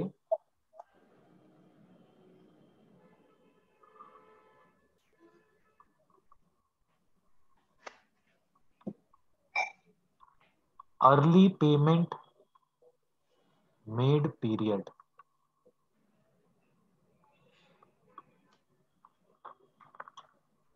कितना अर्ली पेमेंट पीरियड किया गया,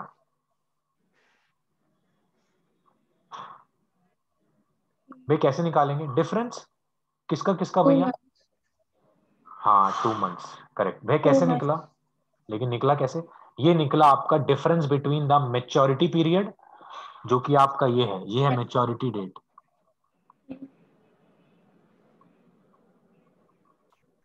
और आपने पेमेंट कब कर दिया था भैया, पेमेंट मैंने कर दिया था 4th of August को। 4/8, हाँ 2020।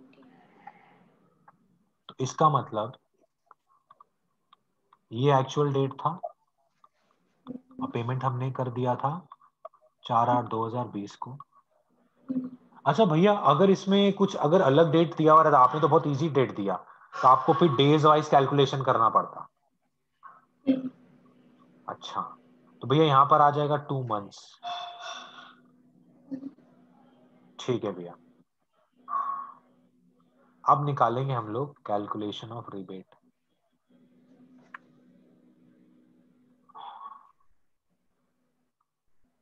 अमाउंट था 2 लाख,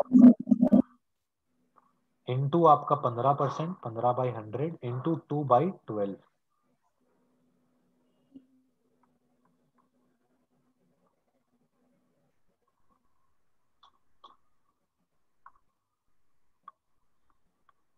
5,000 रुपये आएगा।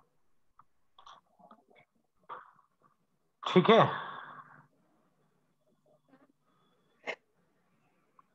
आई होप आपको समझ में आ गया होगा कि रिबेट का क्या कैलकुलेशन है। हाँ भैया।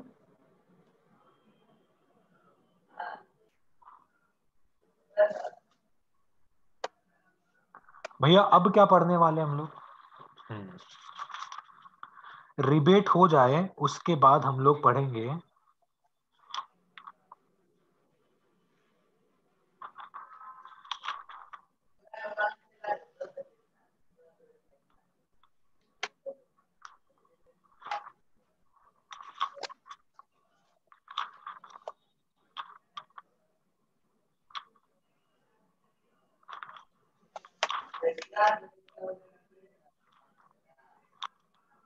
डिसऑनर बिल सोच रहे हैं।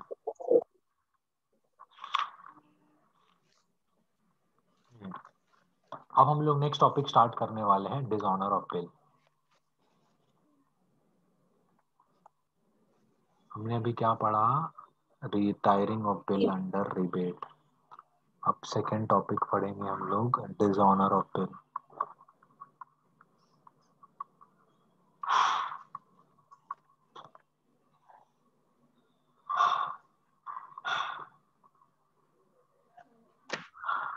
जरा इसका पहले केस समझ लेते हैं।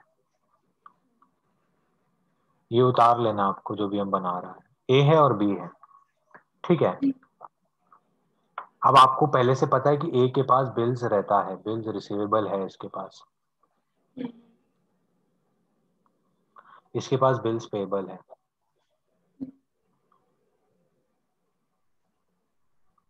हुआ क्या, मैच्योरिटी का डेट आ गया है भैया, हाँ, मैच्योरिटी का डेट आ गया। अब आपको पता है, यहां लिख रहे हैं ऑन मैच्योरिटी हम क्या करेगा, हम ये बिल लेकर जाएगा बी के पास,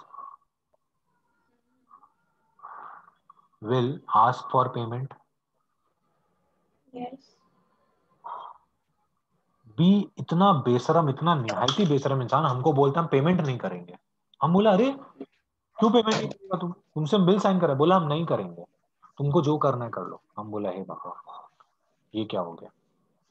अब वो डिसऑनर कर दिया, बोला हम पेमेंट नहीं करेंगे तो नहीं करेंगे। हम बोला ठीक है, मत कर। अब पता है, जब वो मेरे को ये बात बोलेगा ना कि हम पेमेंट नहीं करेंगे, तो मेरे लिए एक टेंशन का बात है। क्या चीज का भैया? कि हम उससे पैसा निकलवाए कैसे, है ना, क्योंकि वो तो मुंह पे बोल दिया। लेकिन आपको शायद पता होगा, मैं आपको बोला था कि बिल्स में थोड़ा सिक्योरिटी ज्यादा मिल जाता है। अब हम कानून के पास जाएगा, मतलब अब हम इसी बिल को लेकर, डिसऑनर्ड बिल को लेकर कहाँ जाएगा पता है? कोर्ट में। हाँ, कोर्ट का एक बॉडी बना हुआ है भैया। क्या बना हुआ है? बॉडी। कोर्ट का बॉडी मतलब कोर्ट अपने ब्रांचेस को डिवाइड करके रखा है कुछ कुछ छोटे कामों के लिए।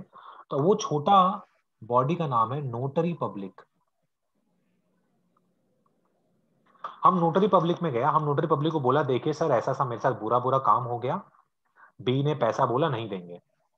अब नोटरी पब्लिक के पास हम जब गया तो नोटरी पब्लिक बोला कि प्रूफ क्या है हमारे पास है, प्रूफ क्या है?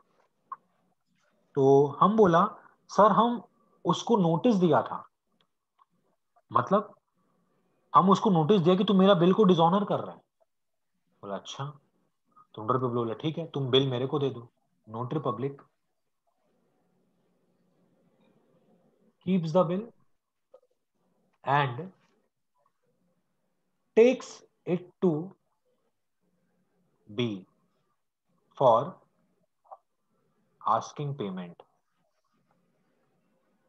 वो लोग पर्सनली लेके जाता है बिल को, पर्सनली पर्सनली लेके जाता है बिल को बी के पास। देखो, इन आपको तो पता ही है, बी निहायती बेशरम, हम नहीं देंगे, हम देबे ही नहीं करेंगे,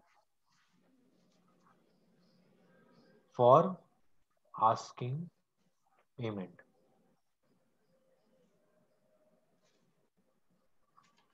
ठीक है, लेकिन जो बी है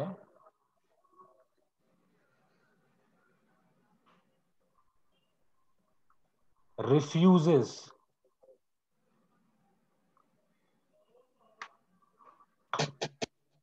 आपको शायद जगह का दिक्कत हो रहा होगा ना। नहीं भैया मैनेज हो जाएगा। Refuses to payment, to make payment. अब देखो क्या करता है notary.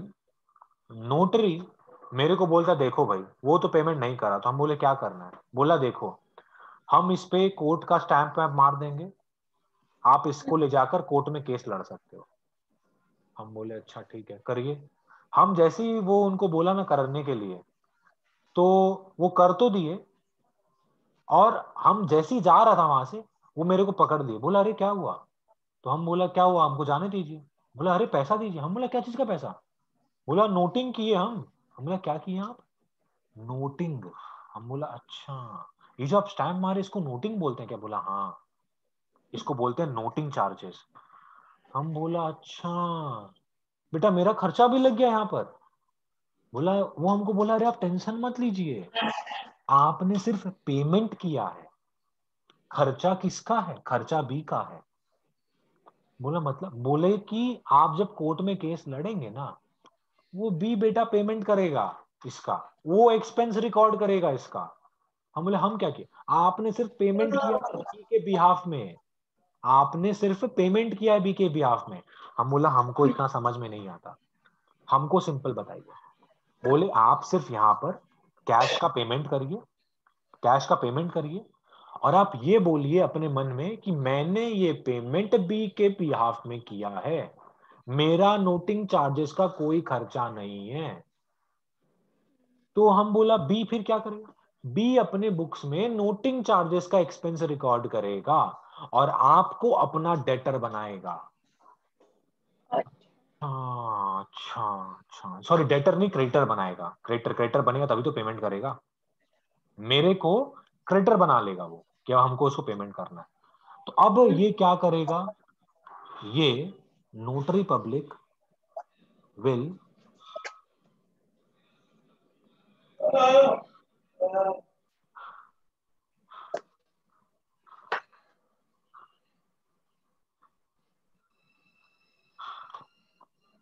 write down the facts of dishonor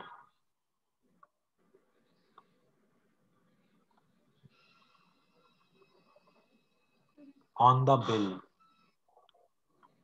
itself। इसी को हम लोग नोटिंग बोलते हैं।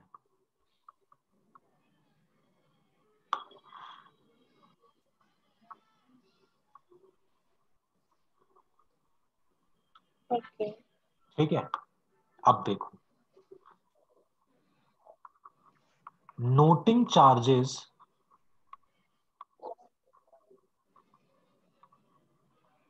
are paid by the drawer or the person getting it notified। भैया आपने ड्रॉवर लिखा, फिर गेटिंग इट नोटिफाइड क्यों? हो सकता है हमने हमने बिल भेजा हो बैंक को, हमने डिस्काउंट करवाया हो बैंक से, हमने किसी एंडोर्सर को दिया हो, तो कोई दूसरा पर्सन जो जाकर वो करवा सकता है ना। हाँ, तो इसीलिए ड्रॉवर भी हो सकता है या कोई दूसरा इंसान भी हो सकता है। Noting charges are paid by the drawer और the person getting notified, but it is not their expense, not their expense.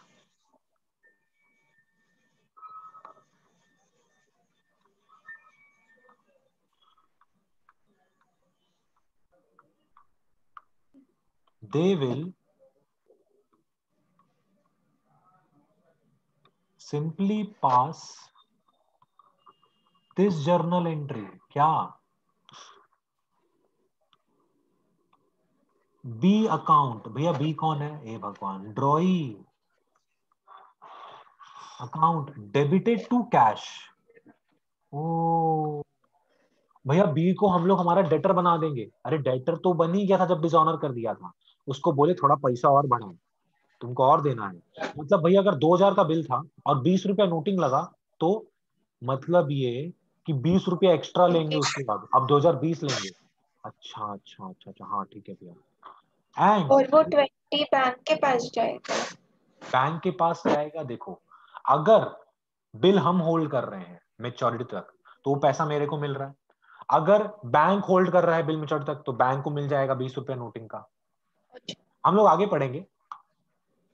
अभी हम क्या लिखा, noting charges are paid by the drawer और the person getting it notified but it is not their expense, they will simply pass the journal entry. ये pass करेंगे वो लोग। अच्छा, नोटिंग चार्जेस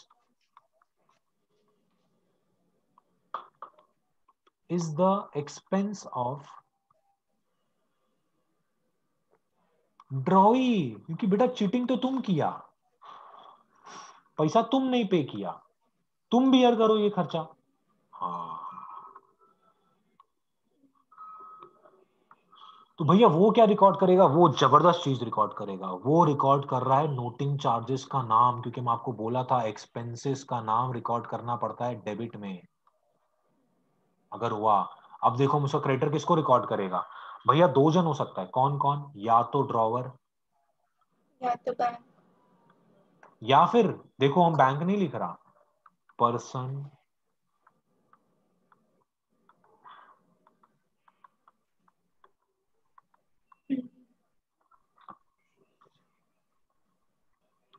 देखो पर्सन यहाँ पे गेटिंग इट नोटिफाइड लिखवाना ना थोड़ा सा अलग चीज है, इसीलिए आपको बोल रहा है इसको ना एक बार थोड़ा सा कोई अलग कलर से ब्रैकेट में कर दो, क्योंकि मैं आपको आगे बताएगा, क्योंकि यहाँ पर ये चीज नहीं आएगा, बताएगा क्यों। पहले लिख लो आप, noting charge account debited to drawer ही होगा, but person getting it notified को ब्रैकेट में रखो, हम बताएंगे आगे क्यों नहीं आ रहा है कैसे। ओके। ये डन हो गया, इतना चीज समझ में आया आपको।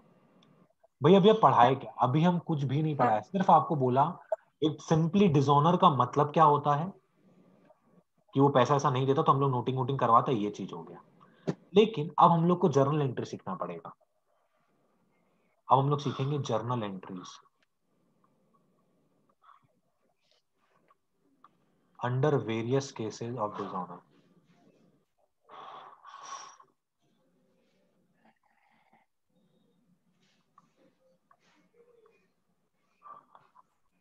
सबसे पहला केस भैया दोनों के बुक्स में होगा क्या, हाँ, ड्रॉवर और ड्रॉइंग। भैया बाद में मेरे ख्याल से एंडोर्सर भी आ जाएगा ना, एंडोर्सी, हाँ वो जब आएगा तब हम लोग चेंज कर लेंगे कॉलम्स को, ठीक है। भैया पहला केस बताइए, पहला केस में क्या है।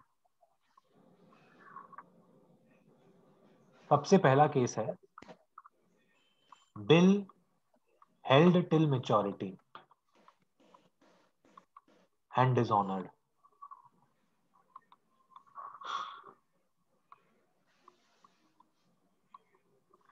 मतलब भैया क्या हुआ, मेरे पास बी आर है, हम लिखे थे क्या, बी आर टू बी। अब बी क्या क्या पेमेंट नहीं किया, बी पेमेंट नहीं किया, तो सिंपली सिंपली सिंपली सिंपली क्या करेंगे हम बोलेंगे भाई बी तुम मेरा फिर से डेटर बन गया, तुम पेमेंट नहीं किया तो तुम मेरा फिर से डेटर बन गया। कैसे क्या लिखेंगे हम, बी अकाउंट, ये ए है और ये बी है, पहले लिख दे रहे हैं, B account debited to B R. भैया ये क्या हुआ, इधर देख लो, पहले हम आपको इधर कहीं बाई चांस कंफ्यूज ना हो जाओ आप। ये देखो, अभी सिर्फ दो चीज में ध्यान देना, हम जिस जिस चीज को मार्क कर रहा है उस चीज में, ये एंट्री हुआ सेल्स का, फिर ये एंट्री हुआ, ठीक है। अब पेमेंट नहीं मिला आपको ना, पेमेंट नहीं मिला, तो भैया इस दिन क्या हुआ, इस दिन क्या हुआ मैं आपको बता रहा, इस दिन क्या हुआ अब आप देखो। इस दिन वो चीटिंगबाज आदमी बेशरम क्या किया, हम बिल हेल्ड करके रखा था मैच्योरिटी तक, वो पेमेंट नहीं किया, तब हम ये एंट्री पास कर देगा। मतलब भैया आपने जो हम लोग को पहले सिखाया, सेल का एंट्री पास हुआ, बिल ड्रॉ का एंट्री हुआ, और अगर डिसऑनर हो गया तब ये एंट्री पास कर देना। मतलब भैया सीधा सीधी रिवर्स एंट्री, हाँ रिवर्स ही तो करना था, क्योंकि आपने जब उससे बिल लिया, बिल एक्सेप्ट करके उससे लिया, तब आपने कहा देख देख बी, अब तुम इस बिल का पेमेंट करेगा।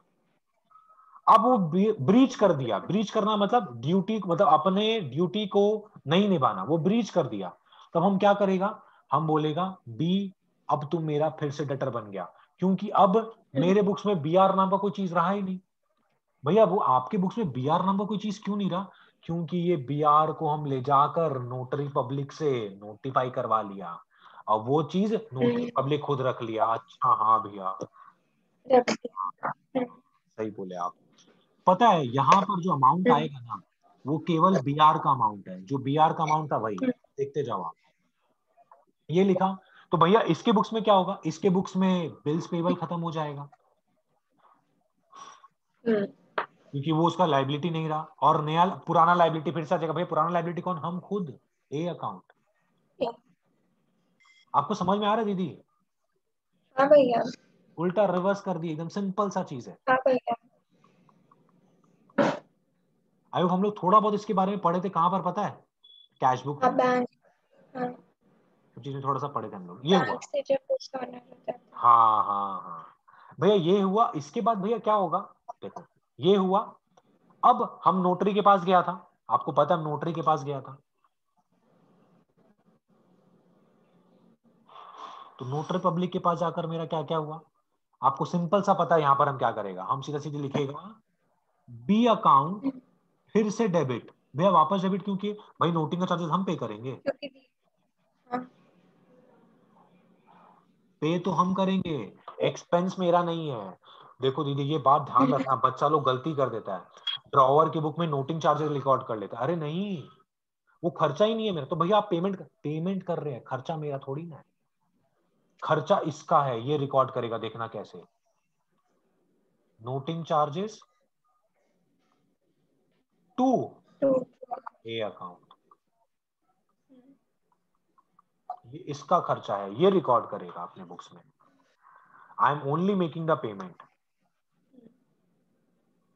ये बात ध्यान में रखना, बहुत अच्छा लगेगा, ठीक है ना? इतना सा चीज हो गया। हाँ। अच्छा सो भैया if I am not making the payment तो ड्रॉअर के बॉक्स में हम क्यों लिख रहे हैं टू एक सेकेंड कैश? एक सेकेंड एक सेकेंड एक सेकेंड, आप पेमेंट नहीं कर रहे, आप कौन हो? आप ड्रॉवर हो क्या? आप हाँ ड्रॉवर मान रहे हो ना अपने? अगर हम मिस्टर ए है तो, हाँ, अगर हम अगर आप मिस्टर ए मिस्टर है ए हो, अगर आप मिस्टर ए हो, दीदी एक बात बताओ ना, यहाँ पर आपको क्या बोला था? देखो इस चीज को समझो, खाली समझ में आ जाएगा, क्लैरिफिकेशन मिल जाएगा। देखो इधर पे आपको यहाँ पर बोला था, थोड़ा सा इसमें ना नंबरिंग भी कर दे रहा है, देखो सबसे पहले मेच्योरिटी हुआ। अरे यार ये क्या बन गया? हाँ, सबसे पहले मेच्योरिटी हुआ, सेकंड हम उसके पास बिल लेके गया, वो मेरे को बोला कि हम नहीं देंगे पेमेंट, तो हम नोटरी पब्लिक के पास गए, तो नोटरी पब्लिक चौथा काम क्या किया? Keeps the bill and takes it to B for asking payment. चौथा काम हुआ फॉर आस्किंग पेमेंट, पांचवा सॉरी। अब वो रिफ्यूज कर गया, छठा काम ये हुआ। सातवां काम क्या हुआ?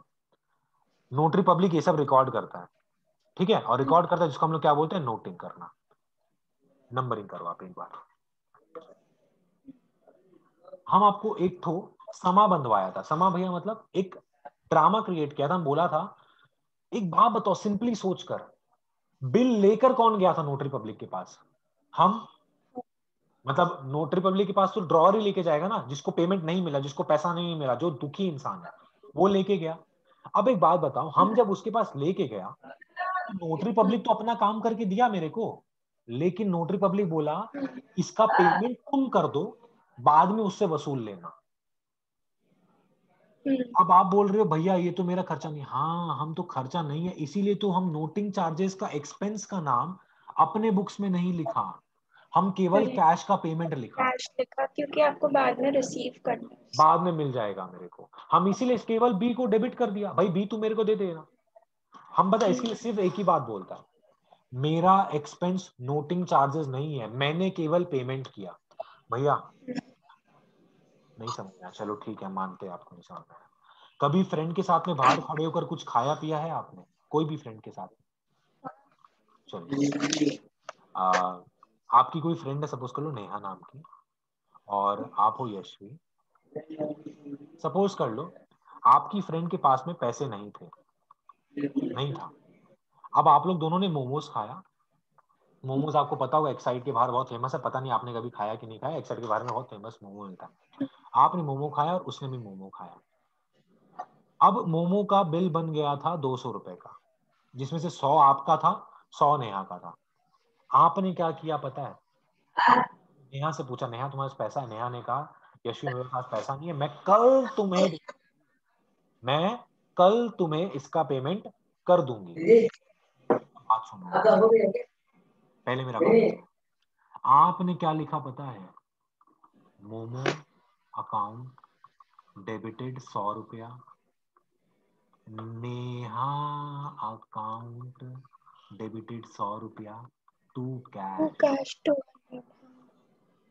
This is your expense but this is not your expense. आपने केवल नेहा के बिहाफ में पेमेंट किया। एंड पता है नेहा ने उस दिन क्या रिकॉर्ड किया भैया? क्या रिकॉर्ड किया?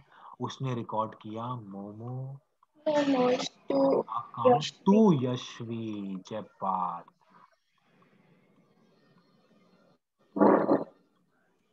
समझ में आया? इसने पेमेंट नहीं किया और आपने पेमेंट किया। खर्चा आपका थोड़ी ना था, आपने सिर्फ पेमेंट किया। ये बात बहुत जरूरी है समझना, ठीक है ना? हाँ भैया। यहां पर ये चीज हो गया।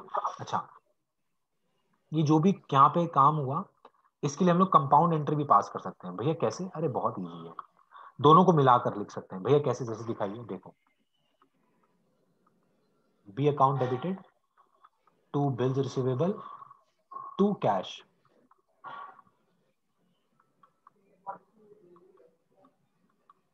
और ये भी लिख सकता है क्या भैया? हाँ लिख सकता है, bills payable account debited to, sorry, noting charges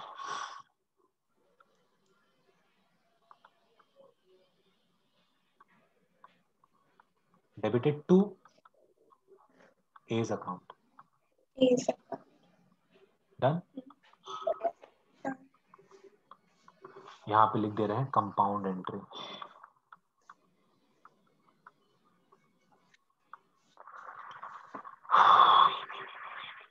simple, ठीक है। अच्छा भैया, बाद में अगर हमको इसका पेमेंट मिल जाएगा बी से तो कोई टेंशन नहीं है, cash account to B account, ठीक है। वो हम लोग भैया सम्स में देखेंगे। आपको डिजॉनर ये समझ में आया क्या इस चीज का? हाँ भैया। अच्छा भैया, अब हम लोगों को और क्या क्या पढ़ने का है बता दे रहे हैं, देख लो। एक हम लोग को टॉपिक पढ़ने का है रिन्यूअल ऑफ बिल। अभी आप कुछ लिखना मत, अब रिन्यूअल ऑफ बिल सेकेंड, ये हम लोग बाद में पढ़ेंगे। रिन्यूएबल बिल बाद में पढ़ेंगे, क्यों पढ़ेंगे बाद में बता रहा है। अच्छा, आपको पता होगा हम बिल डिस्काउंट करवाता है बैंक से, हाँ तो अगर हम बिल डिस्काउंट करवाया और तब डिसऑनर हो गया, तब क्या होगा? Journal entry. अच्छा हाँ भी, ऐसा भी तो हो सकता है कि आपने डिस्काउंट कराया, बिल बैंक के पास है और बैंक उसके पास गई, तो उसने कहा कि नहीं नहीं हम तो पेमेंट नहीं करेंगे, तो डिसऑनर हो गया, तब क्या होगा? ये हम लोग सीखेंगे। तीसरा भैया क्या हो सकता है? तीसरा मेरे ख्याल से एक बिल सेंड फॉर कलेक्शन वाला चीज था ना, हाँ। उसमें भी हो सकता है। और एक हो सकता है आपका, पहले तो डिस बिल एंडोर्स लिख दे रहे, बिल एंडोर्स, तब भी ये आपका डिसऑनर हो सकता है। हाँ हाँ हाँ। और फोर्थ देखते हैं हम आपके बुक में दिया है कि नहीं दिया है। वेल दे दे तो कोई दिक्कत नहीं है, इट इज वेरी इजी और अच्छा चीज है, अच्छा टॉपिक है। दिया तो नहीं है आपके बुक में?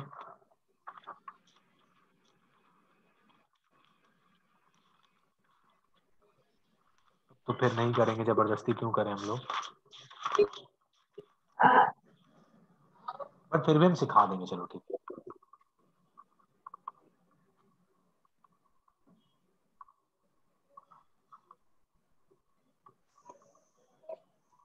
डिसऑनर, सच्ची बताएं, अब आपका सिर्फ इतना सा ही टॉपिक बाकी है करने के लिए, मेरा पढ़ाने का। भैया बट आप सम्स तो एक भी नहीं करवाए। ठीक है, हमको पता हम सम्स नहीं करवाए आज के दिन, और हम आज का क्लास यहीं पे खत्म करेगा। भैया सम्स नहीं करे, सम्स हम कर पाएगा। टू बी वेरी ऑनेस्ट, हम अगर आपको इलस्ट्रेशंस करने बोलेगा, आप आराम से कर लेगा, और आपको करना भी है कुछ कुछ इलस्ट्रेशंस। भैया आप सम्स कब करवाएंगे? हम 2 या 3 सम्स करवाएगा केवल इस चैप्टर में। क्यों बता रहे हैं? हम जो 2 या 3 सम्स करवाएगा ना, it is going to be a mixture of each and everything. उसमें सब कुछ हो जाएगा। आपने सेल किया, उसने परचेज किया, फिर आपने बिल को भेजा सेंड फॉर कलेक्शन या फिर डिस्काउंट करवाया, फिर उसका डिसऑनर हो गया, फिर डिसऑनर हुआ तो एक नया बिल बनाया गया, जो नया बिल बनाया गया उसका पेमेंट उसने थोड़ा दिन बाद किया। ये एक पूरा सम्स बनता है। हम ये पूरा सम्स करवाएगा, 2 या 3। आपको हम कुछ कुछ सम्स आपके बुक में दे रहा है करने के लिए, ये हम लोग नेक्स्ट क्लास में खत्म कर लेंगे। भैया ये टफ है क्या? कुछ भी नहीं, अब सब खत्म हो गया। जो टेंशन था सब खत्म हो गया। ये वेरी इंपॉर्टेंट और मस्ट टॉपिक है, रिन्यूअल ऑफ बिल। ये हम लोग तब सीखेंगे, ठीक है भैया। हम आपको कुछ सम्स दे रहा है, प्लीज मार्किंग ले लो।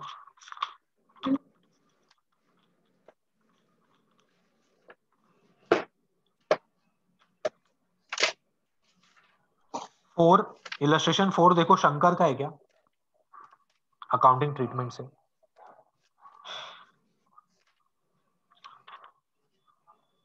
हाँ शंकर है। शंकर का है ना? तो इलस्ट्रेशन 4 करना आपको दोनों के बुक्स में। 5 करना है। थोड़ा सा देखो दीदी, ज्यादा होगा क्योंकि आज हम लोग का थर्सडे है, आपका नेक्स्ट क्लास होने वाला है। एक काम करते हैं, आपका सैटरडे नहीं रखते ना, फिर संडे रखते ताकि आपको 2 दिन मिल जाए। आपका एग्जाम भी तो है ना? हाँ भैया मंडे को है। हाँ मंडे को है ना। अच्छा, पर कल है क्या संडे कोई हो एग्जाम? जाएगा। कल है क्या? कल कल नहीं करना सैटरडे को भी नहीं है एग्जाम? है ना। तो दीदी फिर आप एक काम करना, थोड़ा सा इसमें प्रेशर देके सैटरडे को कम कंप्लीट कर लेना होमवर्क। सैटरडे को रात को ठीक एग्जाम मतलब क्लास रखते हैं, क्योंकि हम सैटरडे को भी जो पढ़ाएगा ना, कुछ होमवर्क देगा आपको ठीक। सैटरडे, ताकि आप वो संडे में या फिर कुछ कर पाओ। मंडे एग्जाम है आपका, तो मंडे एग्जाम देकर आके हम लोग क्लास रख लेंगे ताकि आप थोड़ा बहुत पढ़ पाओ। थोड़ा सा आपके लिए प्रेशर होगा, बट सिलेबस कंप्लीट कर पाएंगे हम लोग बीआर का, तभी तभी आप ट्यूसडे को एग्जाम दे पाओगे प्रॉपरली। ठीक है ना? आज हम थोड़ा सा ज्यादा होमवर्क दे रहे हैं ताकि थोड़ा प्रेशर लेके कर लेना। ठीक अच्छा, इलस्ट्रेशन 6 देखो तो। है। X sold goods to Y है हाँ क्या? भैया। हाँ भैया। हाँ, एक 6 नंबर कर लेना।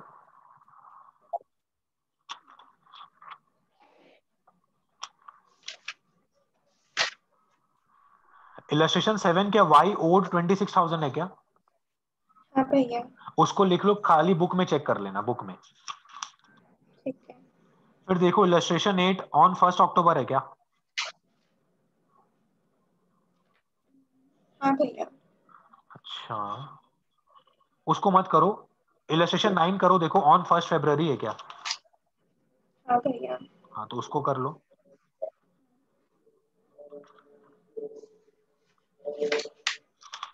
और एक इलस्ट्रेशन 10 है, a bill for 10,000 is drawn by A on B, है ना?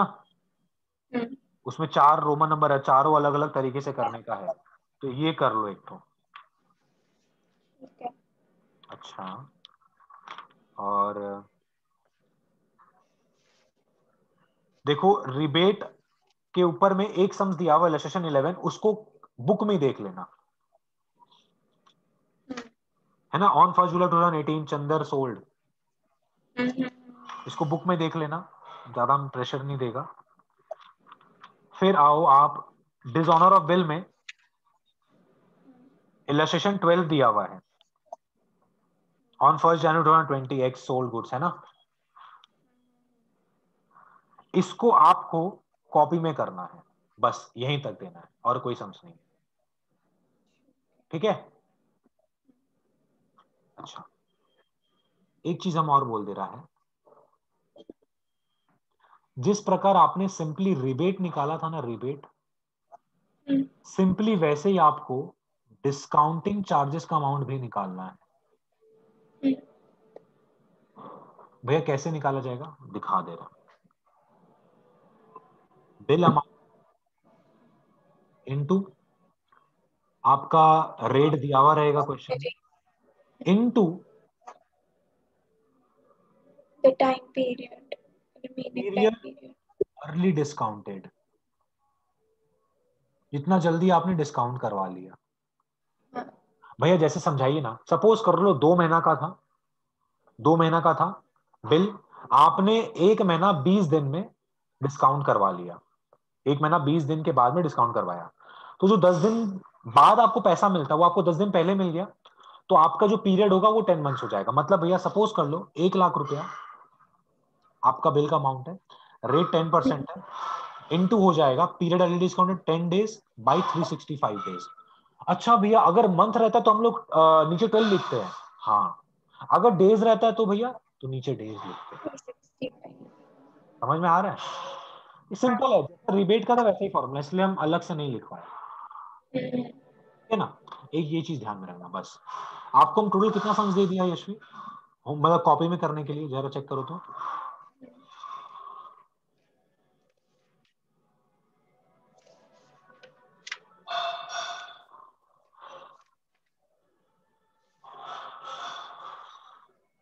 सिक्स करना है और 2 चेक करना है। अब तो ठीक है, देखो थोड़ा सा वास्टनेस होगा, थोड़ा दिक्कत देगा। आप आज क्या करना, आज भारी भरकम जो डिसऑनर वाला है और उसके पहले एक और है, वो 2 सम्स करके सोना, बाकी आप कल थोड़ा बहुत कर लेना, it will hardly take much time, कर लेना। जो नहीं होगा, दिक्कत होगा, मेरे से पूछ लेना, ठीक है। तो दीदी आज का क्लास यहीं पे खत्म करते हैं हम लोग का, होपफुली पूरा बिल्स रिसेबल खत्म हो जाएगा। और हम आपको शायद एक चीज लिखा था, आप पढ़ा था क्या हाँ भाई? हाँ वो लिखा था, उसके साथ में नीचे नोट भी लिखा था। ठीक है। आई होप यू कि अभी होपिंग पोस्टमेंट, इट। हाँ हाँ हो सकता है, हमको लग रहा है। इंस्टीट्यूट बोल दिया नहीं होगा, लेकिन हमको अभी भी लग रहा होगा। अगर हो गया तब तो कोई टेंशन नहीं, हम लोग पूरा सिलेबस कंप्लीट करके हम आपको छोड़ेगा। नहीं हुआ तब तो दुखी का बात है मेरे लिए, आपके तो क्या टेंशन है। तो दीदी tata goodbye sayonara, Kailash के Anupam Kher, tata goodbye, ठीक है, पढ़ना जरूर।